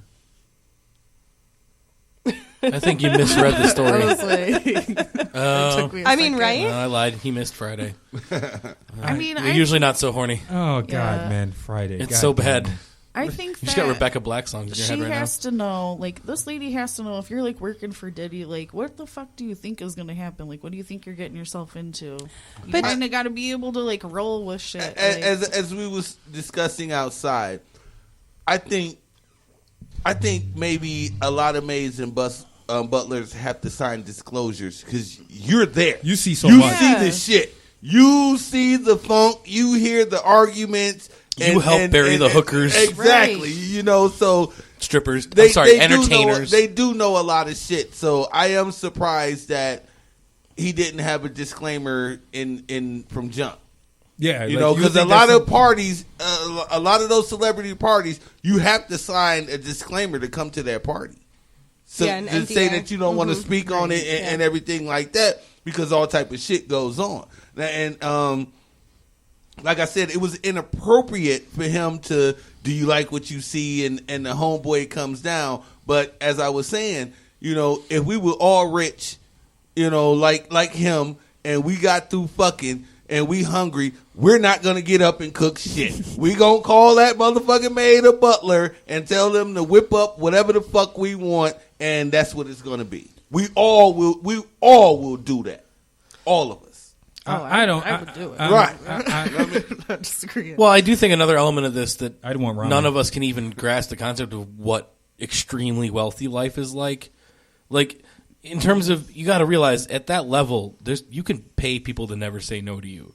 So this is a situation where possibly he literally just doesn't even get that that's extremely wrong and offensive and horrible to do to people. Right. Because everybody's always been like, yes, sir, Diddy, we'll take care of it, no problem. And I kind of want to just switch it a little bit. Anybody heard about the Bow Wow challenge? The Bow Wow situation? Now, get raped by a bodyguard wait? No. He's not Lil anymore for that reason. Go on. Well, that situation, and the only defense that I can say and give to Bow Wow is that ever since he was 9 years old, publicly, he's been adored. Period. No matter what the fuck he went through, but at least 17, 20 years now, he's been publicly adored. So what did he do? He cannot handle that bad press. When I heard they showed he was walking and school kids was behind him and he was hiding like, oh, they know me. I got to hide myself. It's because that's how he grew up. His important years was spent people loving the fuck out of him. Especially, so that's how he rolls. Yeah. So that's how Diddy rolls. People didn't say no to him. But Diddy wasn't a child star the way that Bow Wow was. But being rich for a long time, yes, coming from where we come from, and I heard he kind of, he came from the hood. So you come from the hood, you making this money, you fucking everybody you want. You see her, I want to fuck you. She don't, and you like, what? I've been fucking bitches for 20 years without saying no, and now you telling me no? Let's not be reckless. That's a problem. Let's not be reckless. Jenny, tell what the story was about the Bow Wow challenge. So what happened with the Bow Wow challenge is he had posted on his Instagram a photo of like a private jet, and he was flying somewhere, and he was like, oh yeah, I'm going to this thing, I'm a private jet or whatever. And then at the same time, he was actually he was flying on just a commercial airline, and a fan snapped a picture of him in the airplane. because they were like, oh, hey, look, it's Bow Wow. And then they saw that, like, he had posted on his Instagram that he's on this private jet, and he wasn't. And so they share. So then all of these photos, you know, they put side by side, you know, Bow Wow on the plane with his, like, phone out, and then, you know, the picture that he had put. And so it became the Bow Wow challenge. And people started taking pictures of, like, you know, their fingers. That's the greatest you know, sitting, you know, like how, like, they'll fake it. You know how there's like girls that like take pictures of like their legs by like a pool or whatever, and so someone would take a picture of like, you know, look their Google fingers and yeah, like, and then, you know, all sorts of like the inauguration picture. That's funny. I haven't seen that one yet. Yeah, so everyone, you know, then started exaggerating. I love the guy on the bus. That was one of my favorites. Right, now he was the first one. He was the first. That was the first challenge. Is it? But it came out to like I said. My point was he's so used to the publicity and people loving him that he doesn't see that these people don't. Far as he concerned, everybody loves him. Mm-hmm. So same thing with Puffy. I've been going through this. Nobody's been telling me no. Now I got somebody. Yeah, that was my favorite. Now somebody is not giving me what I want them to give me. There's a problem. Oh, there's the original. Right. Go Oh, yep, that's that left. one. That's the original. Yep. Right. The 3 days ago, up he one. showed that Up. picture. Right. No, Nope. Oh, right. Why Two do you keep over. going left? Stop going left. 2 over. One Right. Yes, that one. Back, left one. Up. God damn it. Up. That. Yeah, he already clicked it. I clicked it up. Oh, okay. That was the original picture. Oh, and there's the legs one. That one was really funny. Right, too. yeah. Fingers. Nice.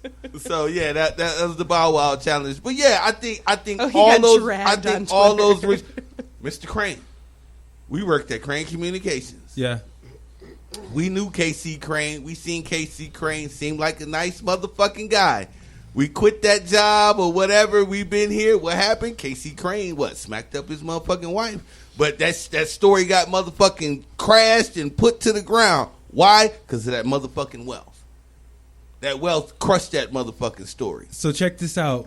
A white cop sues city and chief for racism and Ancestry.com because he says he's part black. So this is in Hastings. This is near Grand Rapids. He's suing the Bow Wow? Ancestries.com? This is how he found out. Oh, yeah.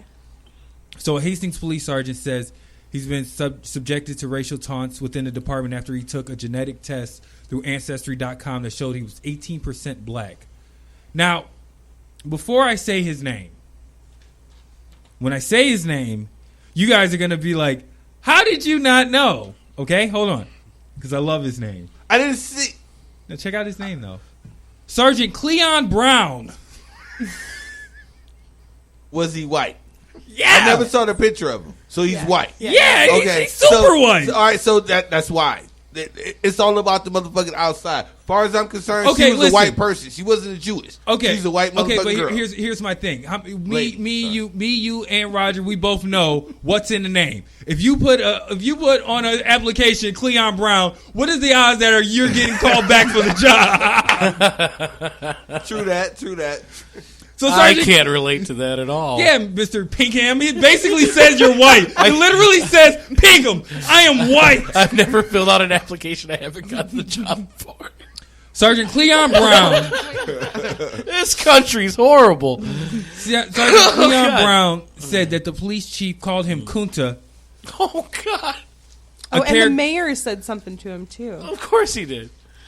Because why not? We're just doing everything in the public now. We're not even being secretive about our awfulness. While officers whispered Black Lives Matter and pumped fists as they walked past. The mayor, who retired in January, told racial jokes, he said. At Christmas, the department hung stockings with names of officers on a Christmas tree. A black Santa Claus with the figurine with 18% written on its white beard was put in Brown's stocking.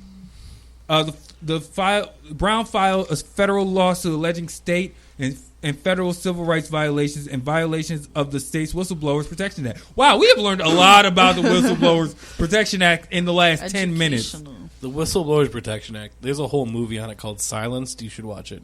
Okay. It's a documentary.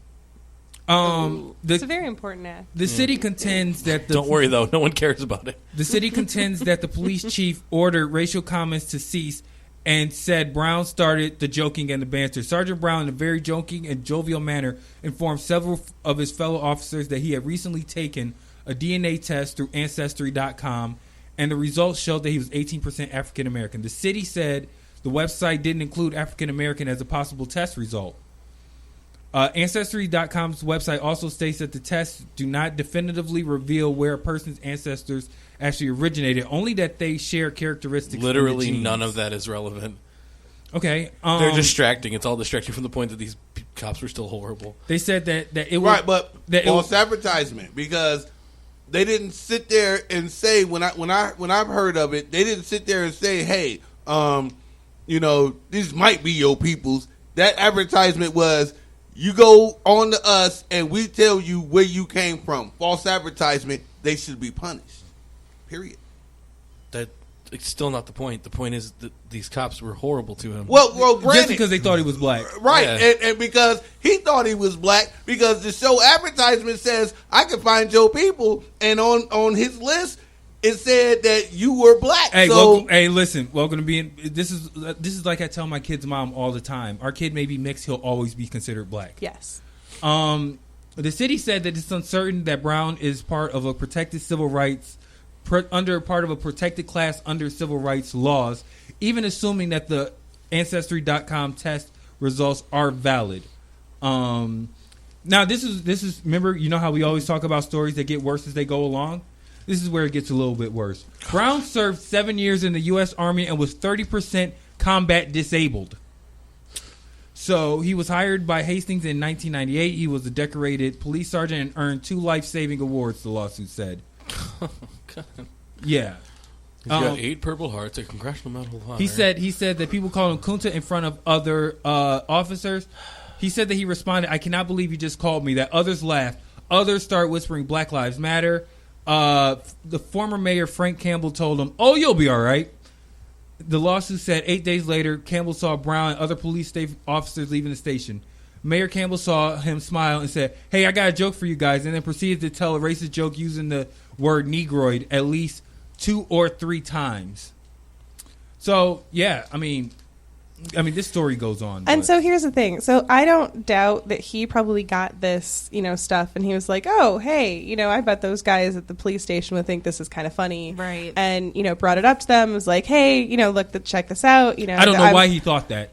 Right, but I mean, because he's a white, because he grew up white, because he's a white boy, and he thought that he would just get a little bit of riffing, and it wouldn't be a big deal, and then it would end, and it didn't kept stop going, yes. and then he started to get pissed and off it turned about it turned into office bullying, right? And it's cops and everything like that. It's such a boys' club, and it's it's that frat banter and shit like that. Of course, if you have something to kind of riff on somebody about, you're going to. But I want to know, you're not going to drop it. I want to know what happened first, though. Was he getting made fun of simply because of his name at the beginning, and then he went on Ancestry? No, he just went on Ancestry just to check it out. That's a very good question. I mean, I want to know what you can't put the heart name. Yeah. You had to think something. Were they just giving him shit because of his name to begin with, and then he's like, "Well, wait, maybe I'll go see if I am black, and then I can sue these motherfuckers." And I don't know about you guys, but I'm always now because of how fast stories move, I'm thinking 2 steps ahead right now on this. The thing that makes me mad about this story is that I can already see that the response from the general public on this is going to be man, we can't say anything anymore. It's such political correctness. Fuck you if you say that from this story. If anybody's listening and you take from this, we can't say anything, fuck you. Fuck you up your stupid ass. You don't get it. I have a second. You just don't get it. I have a second cop story in Michigan, and this is closer to... this is the Warren one. This is closer to where I live in Warren. A police officer in Warren claims her fellow officers refused to back her up at crime scenes because of the color of her skin. Officer DeSheila Howlett filed a lawsuit alleging multiple racial problems at the police department. Now, Warren has been in the spotlight for months after Mayor Jim Fouts was alleged to have made insulting comments about black people in audio tapes, also about disabled people, and also about women. And it wasn't even just the mayor. There were 2 other city council members that also had incidents of racist comments and things like that. Check this out. Howlett was hired 10 years ago as the first African-American police officer in Warren's history. A decade later, she is still the only black officer on the force. She is now on leave amid claims of racism and dangerous work environment. Because, of course, why not? And the other point in the article that I had pulled up is Warren is actually Michigan's third largest city. And it has 136,000 people and more than 18,000 black residents. Livonia's number 2, right? And no, 13% black. 13% black. 250 officers. 13% of them are black. What's number 2? And Warren City Council also actually refused to even condemn the comments of the mayor and these other city council members too. Now, it wasn't easy from the start, but instead of improving, it got worse for the racially insensitive remarks about Howlett's names. Howlett said, she was asked, why do you name your children ghetto names? Then the example will be like, Destiny. Ghetto things like she said there was, Destiny. She said there was also racial remarks at lunch and racially charged stereotypes. Hey, Holly, what you got today? Chicken and ribs? Holly said. She was compared to a gorilla. People just don't understand the history of a black person and why that's so demeaning. She said that she still persevered until she realized her life was in danger because of other officers were slow to give her backup at crime scenes. I started sweating. I started crying. I was nervous. So the cavalry is coming. Everyone else is as fast as possible. So it's like the grace of God that when I was out there, that I hadn't been hurt or whatnot. Howlett said that a coworker used the N-word. Now pay very attention to this story. I have a story about the N-word later. Yeah, but this is the story that's going to lead to the end of my friendship with somebody. She said the final straw was when a coworker used the N-word in front of her African American residents was upset in the lobby. She started screaming, that N-word, Howlett said. She's like, he would have killed me if the bulletproof glass wasn't there. Howlett said the coworker then realized she was in a room and turned to her and said, but not you. Because it's always like, I hate all black people, but you're cool. You can arrest me. She said she started to sweat. She said it was a racially poisonous environment. It must change. Okay, so I have a friend, the friend that was that called into the show that one time. Remember? Okay. No. I have a friend named Dana who works for the which of the Danas? My actual friend, not her friend. So she works for the Warren Police Department as a dispatcher. Went to lunch with her yesterday. I brought up this story. First thing she said, "Oh, there's 2 other black people that work for the department." I said, "Police officers." She said, "Okay, no." Also, when it came to the story about the whole N-word thing, she said, "I don't know why that girl has to be such a crybaby bitch." And when I brought up the story, first off, she said, that girl is a crybaby bitch. To which also, then I looked at her phone. On her wallpaper, on her lock screen, was the Michigan with the Blue Lives stripe. You guys know what I'm talking about? That was on her thing. And then I thought back to all the time she made little racist jokes. But we had that kind of relationship where I would make jokes at her, she would make jokes at me. But then it was that moment last night I realized they were not jokes. Mm-hmm. Those probably were not jokes. I'm waiting on that with Drew. I'm waiting on that with Ryan. And Kyle. Why do I have so many racists around me? Wow. And you introduced that motherfucker to me. Who? You put that racist motherfucker in my life. Who, Drew? Drew. No. You wanted. Ooh, guys, kangaroo court, go. Well, I mean, the problem is that racism is entrenched in our society. Exactly. Right? Well, the other problem is even people trying to help are so misguided and don't get the core of the subject or even relate to it or try to relate to it. Well, they're just like, I can solve it with one thing. Like that guy who was... Oh, the Pepsi commercial? No, the guy... no, not Kendall Jenner. No, the teacher in, was it Florida or Alabama who thought he could just start liberally using the N-word? To that black student, yeah, get that nigga a pencil. Yeah, and he the student is the only black one in the entire class. And he stands up and he's like, "Stop saying it." And he's like, "It's just a word." And he's if we like, take away the power, he's like, "No, you don't get it. No, shut the fuck up." He said, "Oh, I don't use the ER. I use the GA. I don't say nigger. I say nigga." Meanwhile, the student's not letting him finish, and he goes, "Shut the fuck up!" Like, I don't know what you don't get about this. And the student got suspended. He got suspended for it. Yeah, and that was the response. Because that's how America happens. Gen 6. Anybody know about the Gen 6? Mm-hmm. No. Gen 6. I want to say Atlanta. Yeah, it was Georgia. White boy tells the black kid, I think he hung a noose from the tree and said, I'm going to hang you and, said, I'm going to fuck you up tomorrow. White boy brings the gun to school. Black kids disarm him. I think whoop his ass. Black kids go to jail. Of course. Mm-hmm. For a long time. They did. They were in jail for like 15 years, I think, is what they got. I think some of them. They didn't all spend the whole time. Right. I think they got like 15 years for it. They was hemmed up for protecting themselves.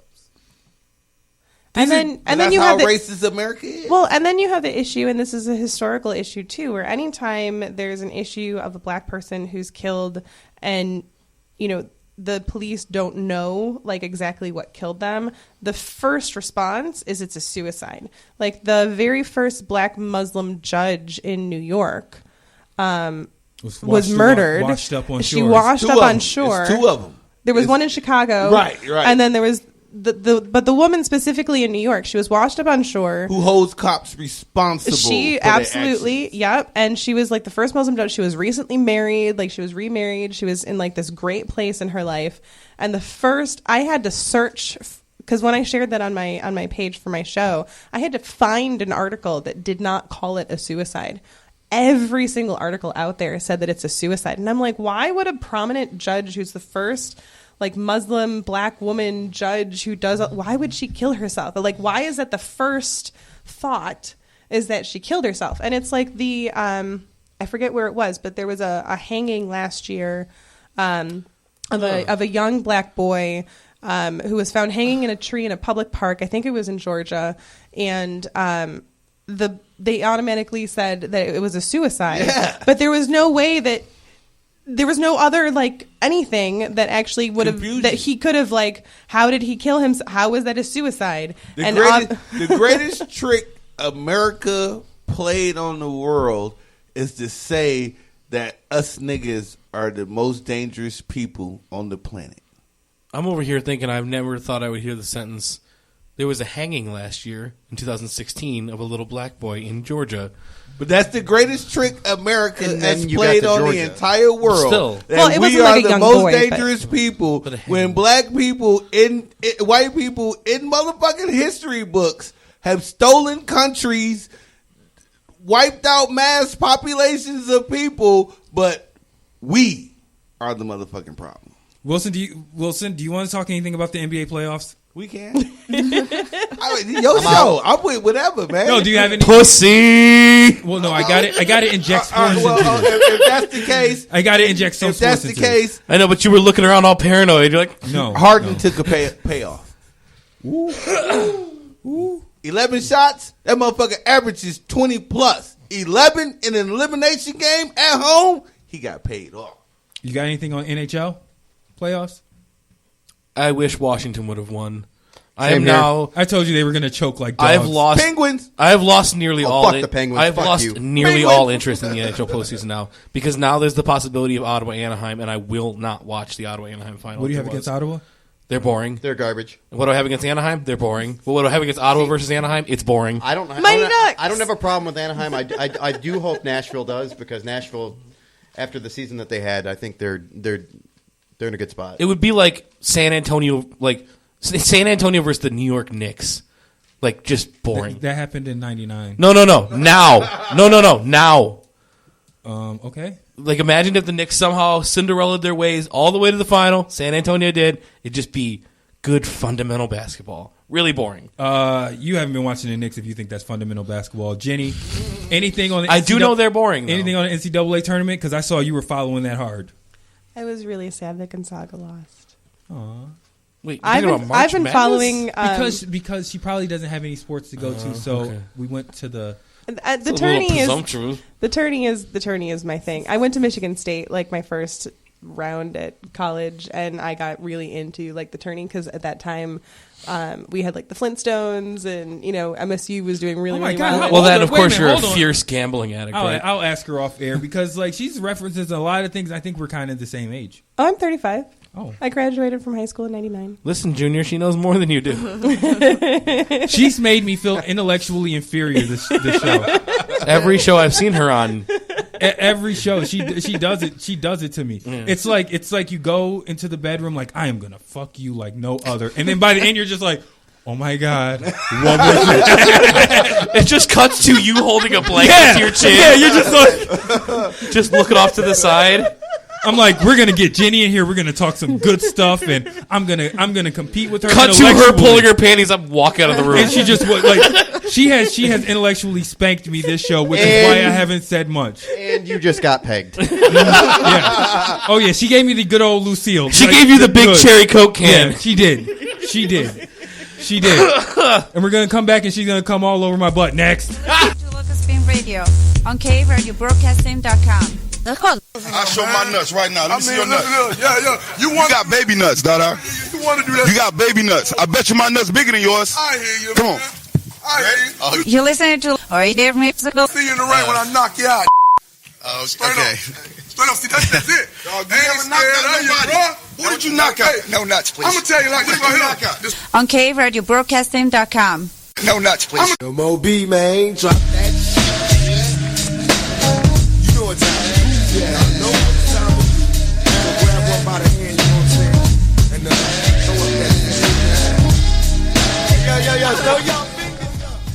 shit. We thank Jenny K for coming in and hanging with us. Offensive Feminist every Wednesday from 4 to 5 right here on CRBRadio.com. We thank Justin for coming in. Pucking around and spinning the wheels. He's on them, right? He's on them both. He's on them both. Well, he's not spinning the wheels. Spinning the wheels on your local SRD feed. We also thank Wilson, Cage in the Cave, every Sunday from 4 to 6 from coming in. We're going to try to end this on a much lighter note. It's like, so this black kid was killed. Oh, wait, what? So this cop is suing his department for racism. No, so Steve Harvey had a leak. They leaked an email that he had to his staff. Basically, and an email. Yeah, it was an email. Basically to his staff. People just need to know that their emails are going to get leaked. Oh yeah, that's why I just don't deal in email. So this is what it says. So if you think they can't get your text, you're mistaken. I have a voice. They can't. Well, they could record it. I want your. Well, what you can with the iPhone is you could like send one, and then it disappears after 2 minutes. It doesn't disappear. That's still enough time. I mean, they could keep it, but it doesn't disappear. Right. Oh, the voice text. Yeah, the voice text. It ain't your company. It ain't your shit. It can be found.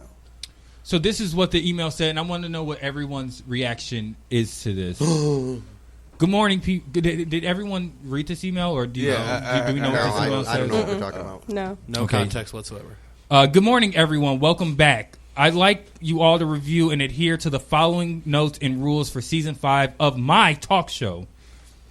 There will be no meetings in my dressing room, no stopping by, no popping in, no one. Do not come to my dressing room unless invited. Do not open my dressing room door. If you open my door, expect to be removed.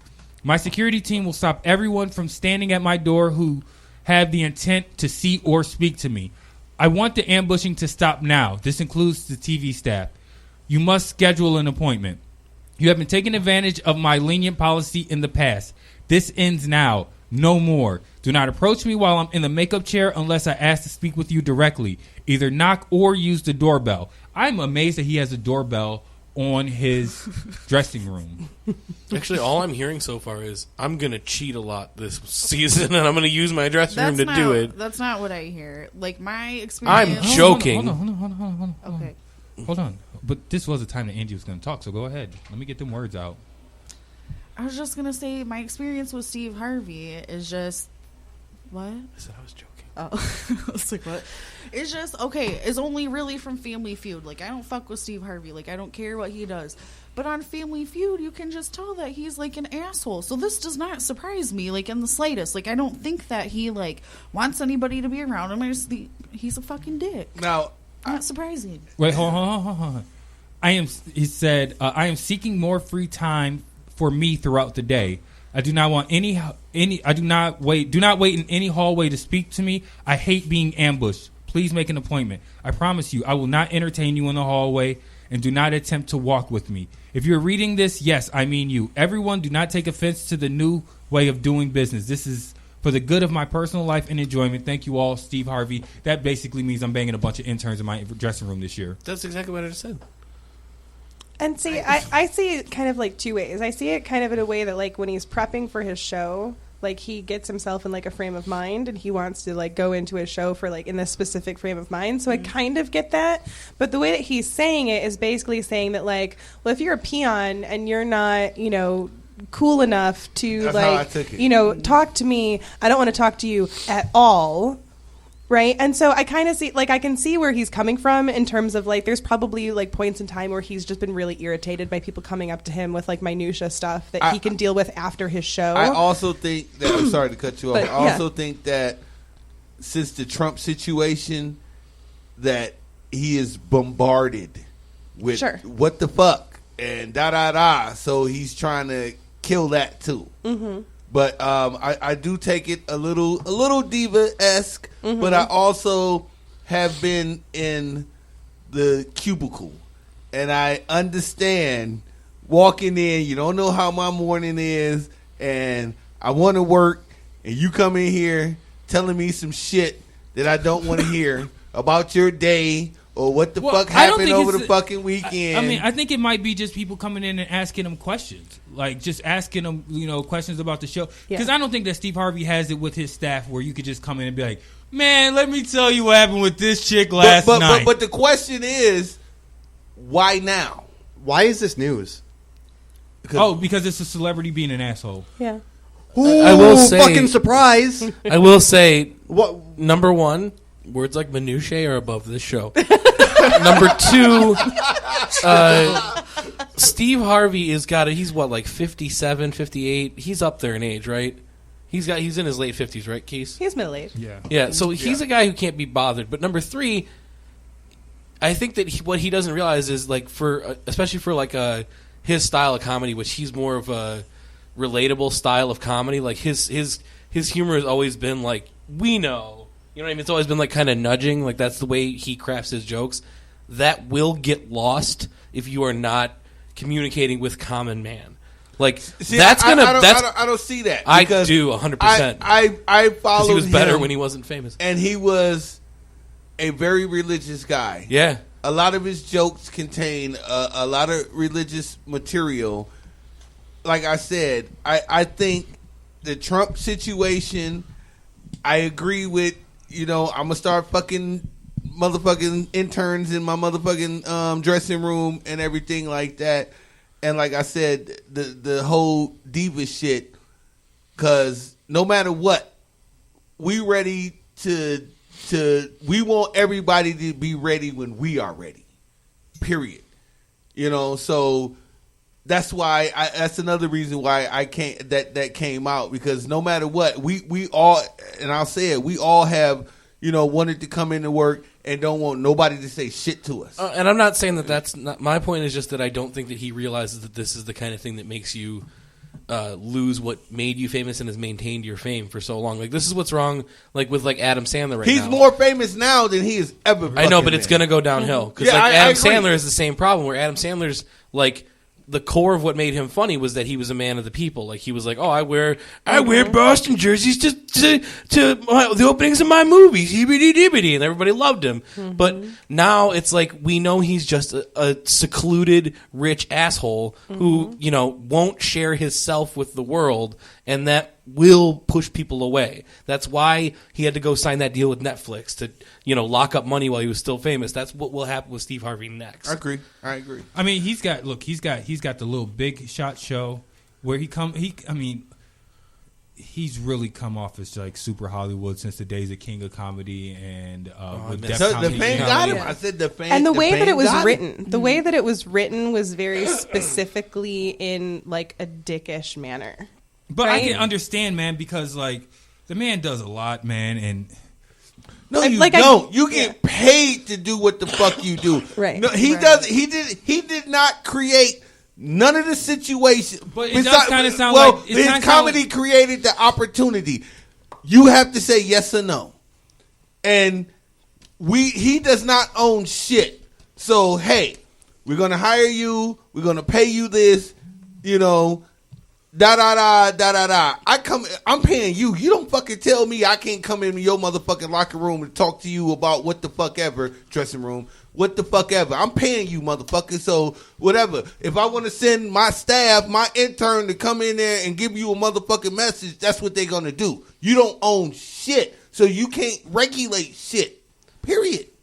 Yeah. What's wrong with a little privacy, though? I don't agree with that. That's not a little privacy, though. Now, he should have a moment. I don't know what time he gets there. I don't know what time the show starts, when they tape the dressing, the makeup room. But yes, I do agree. Like she said, you coming on the air, so yeah, you want to mentally prepare. You might have a little ritual. I will give you, if you're here 8 hours before the show, I don't mind giving you an hour where can't nobody say shit to you. But don't sit there and say, can't nobody come in here and can't nobody do this. I might have an important motherfucking message. I don't need to ring the doorbell of my own motherfucking house to fucking come in. Well, he didn't explicitly give a time frame of how often he wanted. He did it implicitly suggest that you can schedule meetings with him. Right? But if a show if a guest canceled, I gotta fucking schedule you to fucking talk to you to tell you a show canceled? No, motherfucker. I'm sending my intern in to tell you, hey,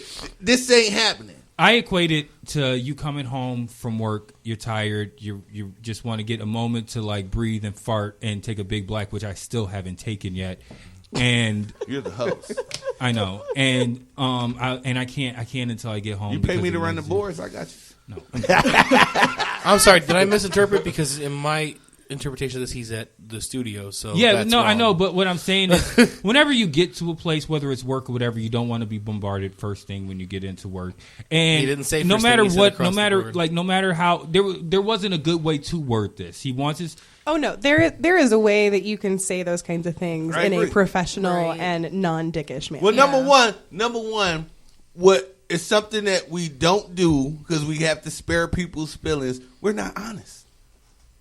We're not honest. Until it becomes a problem. Everybody waits. Yeah, everybody. Okay, this would be the place where we would say, well, how come we all got to be so PC? Would this be the place? Not when it's racism, but when it's like, I don't want to be talked to.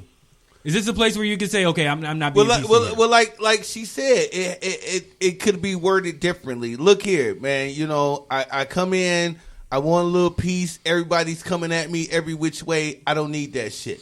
I'm here. Let me get my makeup done. Let me do this from this time to this time. Come in here and tell me what you need to tell me. I have to mentally prepare. If you're paying me to perform.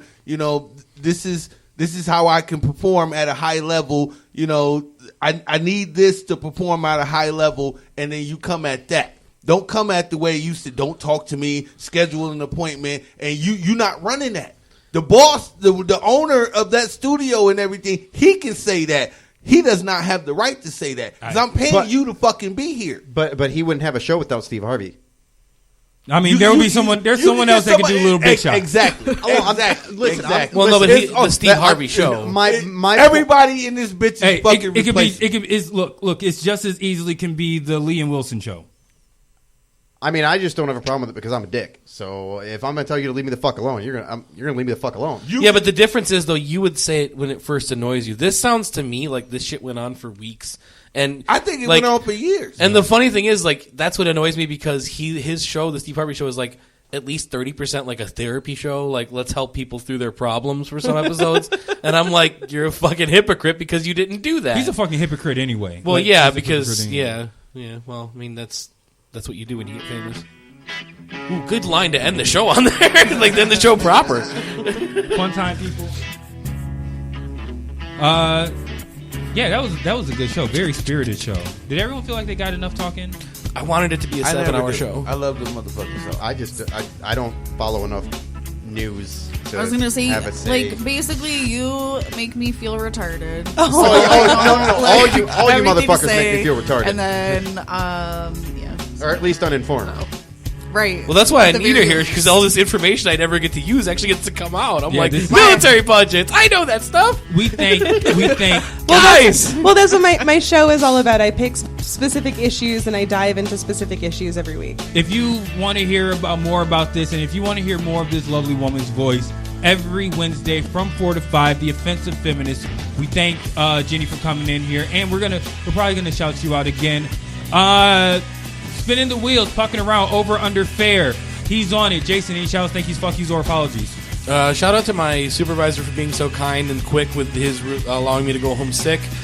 Fuck you to my company for making it such a hassle for me to go back to work on Sunday to the point where I had to miss a golf tournament today because of it. Thanks, guys. Go ahead, Justin. Justin, spinning the wheels. He's on it. Pucking around. Is he on it? Sometimes. Occasionally. He's on it sometimes. Any shout, thank yous, fuck yous, or apologies? Shout out to all the lovely ladies out there that have children, because tomorrow's Mother's Day. God damn it. Also, shout out to you all fine people for having me on today. And I'm fine as fuck. I didn't say that. He missed Friday. I missed Friday. And fuck you to Indiana just because I'm there. The Offensive Feminist every Wednesday from 4 to 5 p.m. at your local protest, protesting somebody's rights. She's going to be there with her booty hat on. Jenny K, any shouts, thank yous, fuck yous, or apologies? I really think he missed the meaning of the word button there. Right? So I will shout out to the people of Flint who are still fighting to have access to clean water. How dare they? And still today, they do not have access to clean, safe, drinkable water. And and they're trying to make them pay for it. And they are actually now trying to foreclose on people for having overdue water bills. So fuck you to the city of Flint and the Michigan legislature for not doing anything still. Fuck you to the whatever politician that tried to rough you up. Did you have a politician try to rough you up? That would be Sheldon Neely, who decided to insult me when I confronted him for his name being on the bond documents from 2014 and him knowing that Flint's water treatment plant has never been upgraded and was never going to be upgraded while representing the people of Flint. Shout out to Jenny K shout out to Jenny K because not only did she talk about it, she be about it. We got Aaron motherfucking Brockovich over here. And she's like, amateur hour Aaron Brockovich, don't you dare. Every Sunday from 4 to 6, Cajun to Cave with Bobby the Brain Heenan? The whole damn show. Robbie the whole damn show. Adams and Andrew Watson. The Inked Assassin. What up, though? Shout out to my crew, like you just named, the fans and everybody out there. And here at the Cave, we're all a family. So if you fuck with one, Keith to tell you, I'm hood. You fuck with one, you fuck with all of us. So you fucking with the Offensive Feminists over here, you can suck a dick, whatever, Get at me.